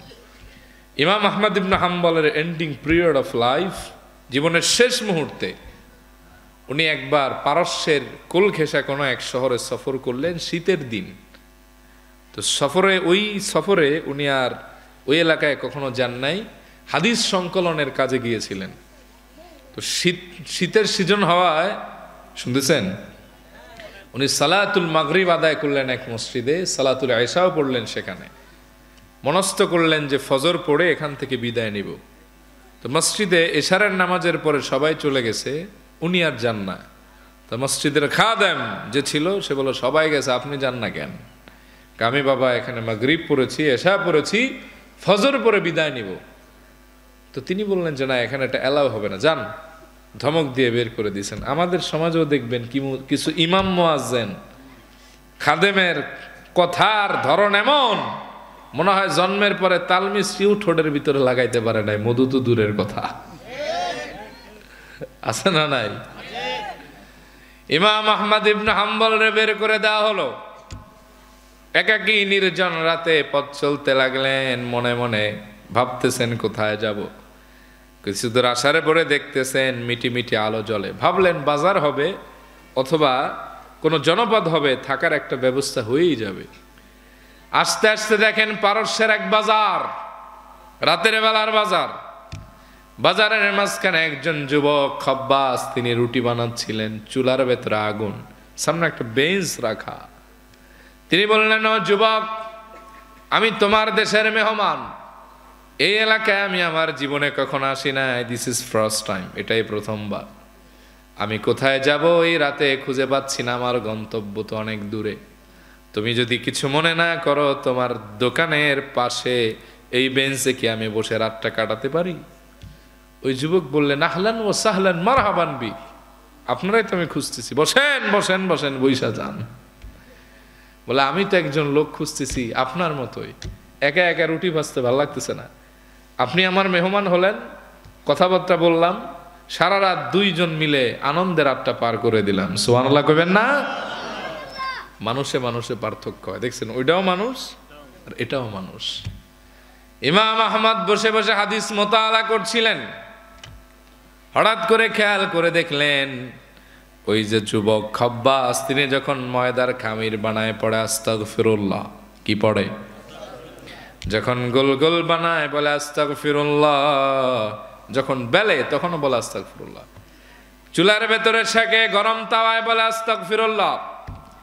ইমাম আহমদ বিস্ময় চিত্তে বললেন, মালাকা ইয়া শাবাব দাইমান তাকরাউনা আস্তাগফিরুল্লাহ, ও যুবক, তোমার হলোটা কি? বারবার খালি আস্তাগফিরুল্লাহ পড়ো কেন? বিপদে পড়েছো নাকি? টেনশন নাকি রিজিকের অভাব? যুবকটি বলল, না, বিপদ না, রিজিকের অভাব না, আস্তাগফিরুল্লাহ আমার পরম বন্ধু। আমি আমার ব্যস্ত প্রহরে কিংবা অবসরে সব সময় যেই বাক্যটা পড়ি ওটাই হচ্ছে আস্তাগফিরুল্লাহ। বলে, এটা পড়তে পড়তে আল্লাহ আমারে মুস্তাজাবুদ দাওয়া বানাই দিয়েছেন। বলে, আমি যেই দোয়া করি এটা কবুল করে নেয় কে? হযরত ইমাম আহমদ ঘুরে বসলেন, বলেন, আনতা মুস্তাজাবুদ দাওয়া, তুমি মুস্তাজাবুদ দাওয়া। উনজুর ইলা মা তাকুল, what are you talking man? ভাইবা দেখো তুমি কথাটা কি কইলা। আমরা ওই লোকে দাম বাড়া, তুই বাসস রুডি, তোর দোয়ানি কবুল হয়, ঠিক না? ওই যুবক বললেন, হ্যাঁ, না মুস্তাজাবুদ দাওয়া, আমি মুস্তাজাবুদ দাওয়াত, যেটা করি এটাই কবুল। সুবহানাল্লাহ কইবেন না? বলে তবে মনে একটা ব্যথা আছে। কি কমো আপনারে? আমি জীবনে একটা দোয়া এতবার করলাম, খালি কবুলই হয় না। ইমাম আহমদ লড়ে চড়ে বসলেন, শুনি তো, ইন্টারেস্টিং ঘটনা, সব কবুল হয়, একটা হয় না। বলে কি সেই দোয়া আমারে বলো। বলে আমি শুনেছি জামানার সবচেয়ে বড় ফাকিহ, মুহাদ্দিসিনদের সম্রাট, ওলিউল্লাহ, যার নাম হলো আহমদ ইবনে হাম্বল। আমি প্রত্যেক দিন মোনাজাতে বলি, আল্লাহ আমার মরণের আগে আহমদ ইবনে হাম্বল রে একবার আমার দু চোখে দেখায়ও, আমি তার কপালে চুমুকে একটু দোয়া নিতে চাই। কইতেছে কার সামনে? কইতেছে কার সামনে? আহমদ ইবনে হাম্বলের সামনে। সুবহানাল্লাহ কইবেন না? ফাতাবাসসামা আহমদ ইবনে হাম্বল রাহিমাহুল্লাহ। তিনি মুস্কি হাসলেন, বললেন, ও যুবক, টেনশনের কোনো কারণ নাই। এই দোয়াটা আল্লাহ পাক এত মর্যাদাপূর্ণভাবে কবুল করেছেন, আহমদ ইবনে হাম্বলকে খুঁজতে তোমার তার দেশে যাওয়া লাগে নাই। ঘুরাতে ঘুরাতে আল্লাহ পাক আহমদ ইবনে হাম্বলকে তোমার কাছেই পাঠায় দিয়েছে। এখন ওই যুবক বলে, কি কন? আমার কাছে আহমদ ইবনে হাম্বল কি করবে? বলে, আর শাবাবুন দুরিলাইয়া, ও মি আমার দিকে তাকাও, আনা আহমদ ইবনে হাম্বল। প্রত্যেক দিন মোনাজাতে যার জন্য দোয়া করো, আমি আহমদ ইবনে হাম্বলই তো এই মুহূর্তে তোমার সামনে দাঁড়ানো। তার শেষ দোয়াটাও কবুল হলো। উঠলেন, কপালে চুমা খাইলেন, জড়ায় ধরলেন, বাড়িতে মেহমানদারি করলেন, তার শেষ দোয়াটাও কবুল করলেন কে?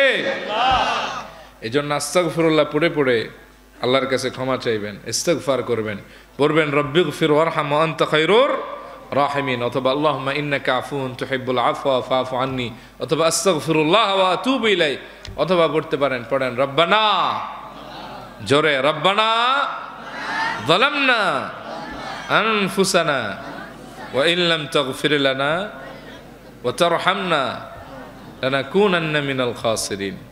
আর 5 নম্বর, যেখানে থাকেন, যে অবস্থায় থাকেন, আল্লাহকে স্মরণ করতে হবে। এক সাহাবী এসে বলছেন, ইয়া রাসূলুল্লাহ, ইসলামের আইন কানুন আমার জন্য কঠিন হয়ে গেছে। নবীজি বললেন, তাই সহজ করে দিয়ে যাও। লা ইয়াজালু লিসানাকা রাতাবাম মিন যিকরিল্লাহ, তোমার জিহ্বাটা যেন আল্লাহর জিকির থেকে কখনো না শুকায়, তুমি সর্বদা আল্লাহর স্মরণ করো, এটাই তোমার নাজাতের ওসিলা হয়ে যাবে। একটা হাদিস জাস্ট বলি, আল্লাহর হাবিব সাহাবীদেরকে বলছেন, সেই রিওয়ায়াতের হাদিস, ইমাম নাসিরউদ্দিন আল আলবানী এই হাদিসকে সহিহ বলেছেন। আল্লাহর হাবিব সাল্লাল্লাহু আলাইহি ওয়া আলিহি ওয়াসাল্লাম তিনি বলেন সাহাবীদেরকে, আলা উখবিরুকুম বিখাইরিন আমালিকুম, সাহাবীরা, আমি কি তোমাদেরকে এমন একটি আমলের ব্যাপারে বলবো না যে আমল সব আমলের চাইতে দামি?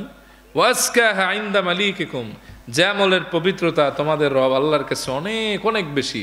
ওয়ারফাউহা ফি দারাজাতিকুম, যে আমল করলে আল্লাহ তোমাদের মর্যাদা বাড়াবে। ওয়া খায়রুল লাকুম মিন ইনফাকিয যাহাবি ওয়াল ওয়ারাক, আল্লাহর রাস্তায় স্মরণ এবং রৌপ্য দান করার চাইতে যে আমল দামি। শুধু তাই নয়, ওয়া খায়রুল লাকুম মিন আন তালকাউ আদুওয়াকুম ফাতাদরিবু আ'নাকাহুম ওয়া ইয়াদরিবু আ'নাকাকুম, জিহাদের ময়দানে নিজের গর্দান কেটে শহীদ হওয়া আর অন্যের কাছে নিজের গর্দান কাটায়া বিশাল মর্যাদাবান হওয়া, এই দুইটার চাইতে, অর্থাৎ জিহাদের ময়দানে তুমি কোনো কাফেররে হত্যা করলা অথবা কোনো কাফেরের হাতে নিজে হত্যা হলা, এটার চাইতেও যে আমলটা দামি, আমলের কথা কি বলবো না? সাহাবীরা বললেন, বালা, অবশ্যই বলেন। আল্লাহর হাবিব বললেন, ক্বালা যিকরুল্লাহ, এটা হচ্ছে আল্লাহর জিকির। তাহলে যখন ব্যস্ত থাকবেন, তখন সময় না পেলেও যখন ফ্রি থাকবেন, তখন জিকির করবেন। কি করবেন? সুবহানাল্লাহ, আলহামদুলিল্লাহ, লা ইলাহা ইল্লাল্লাহ, আল্লাহু আকবার। মনে থাকবে? আল্লাহ তাআলা আমাদেরকে আমলের তৌফিক দান করুক।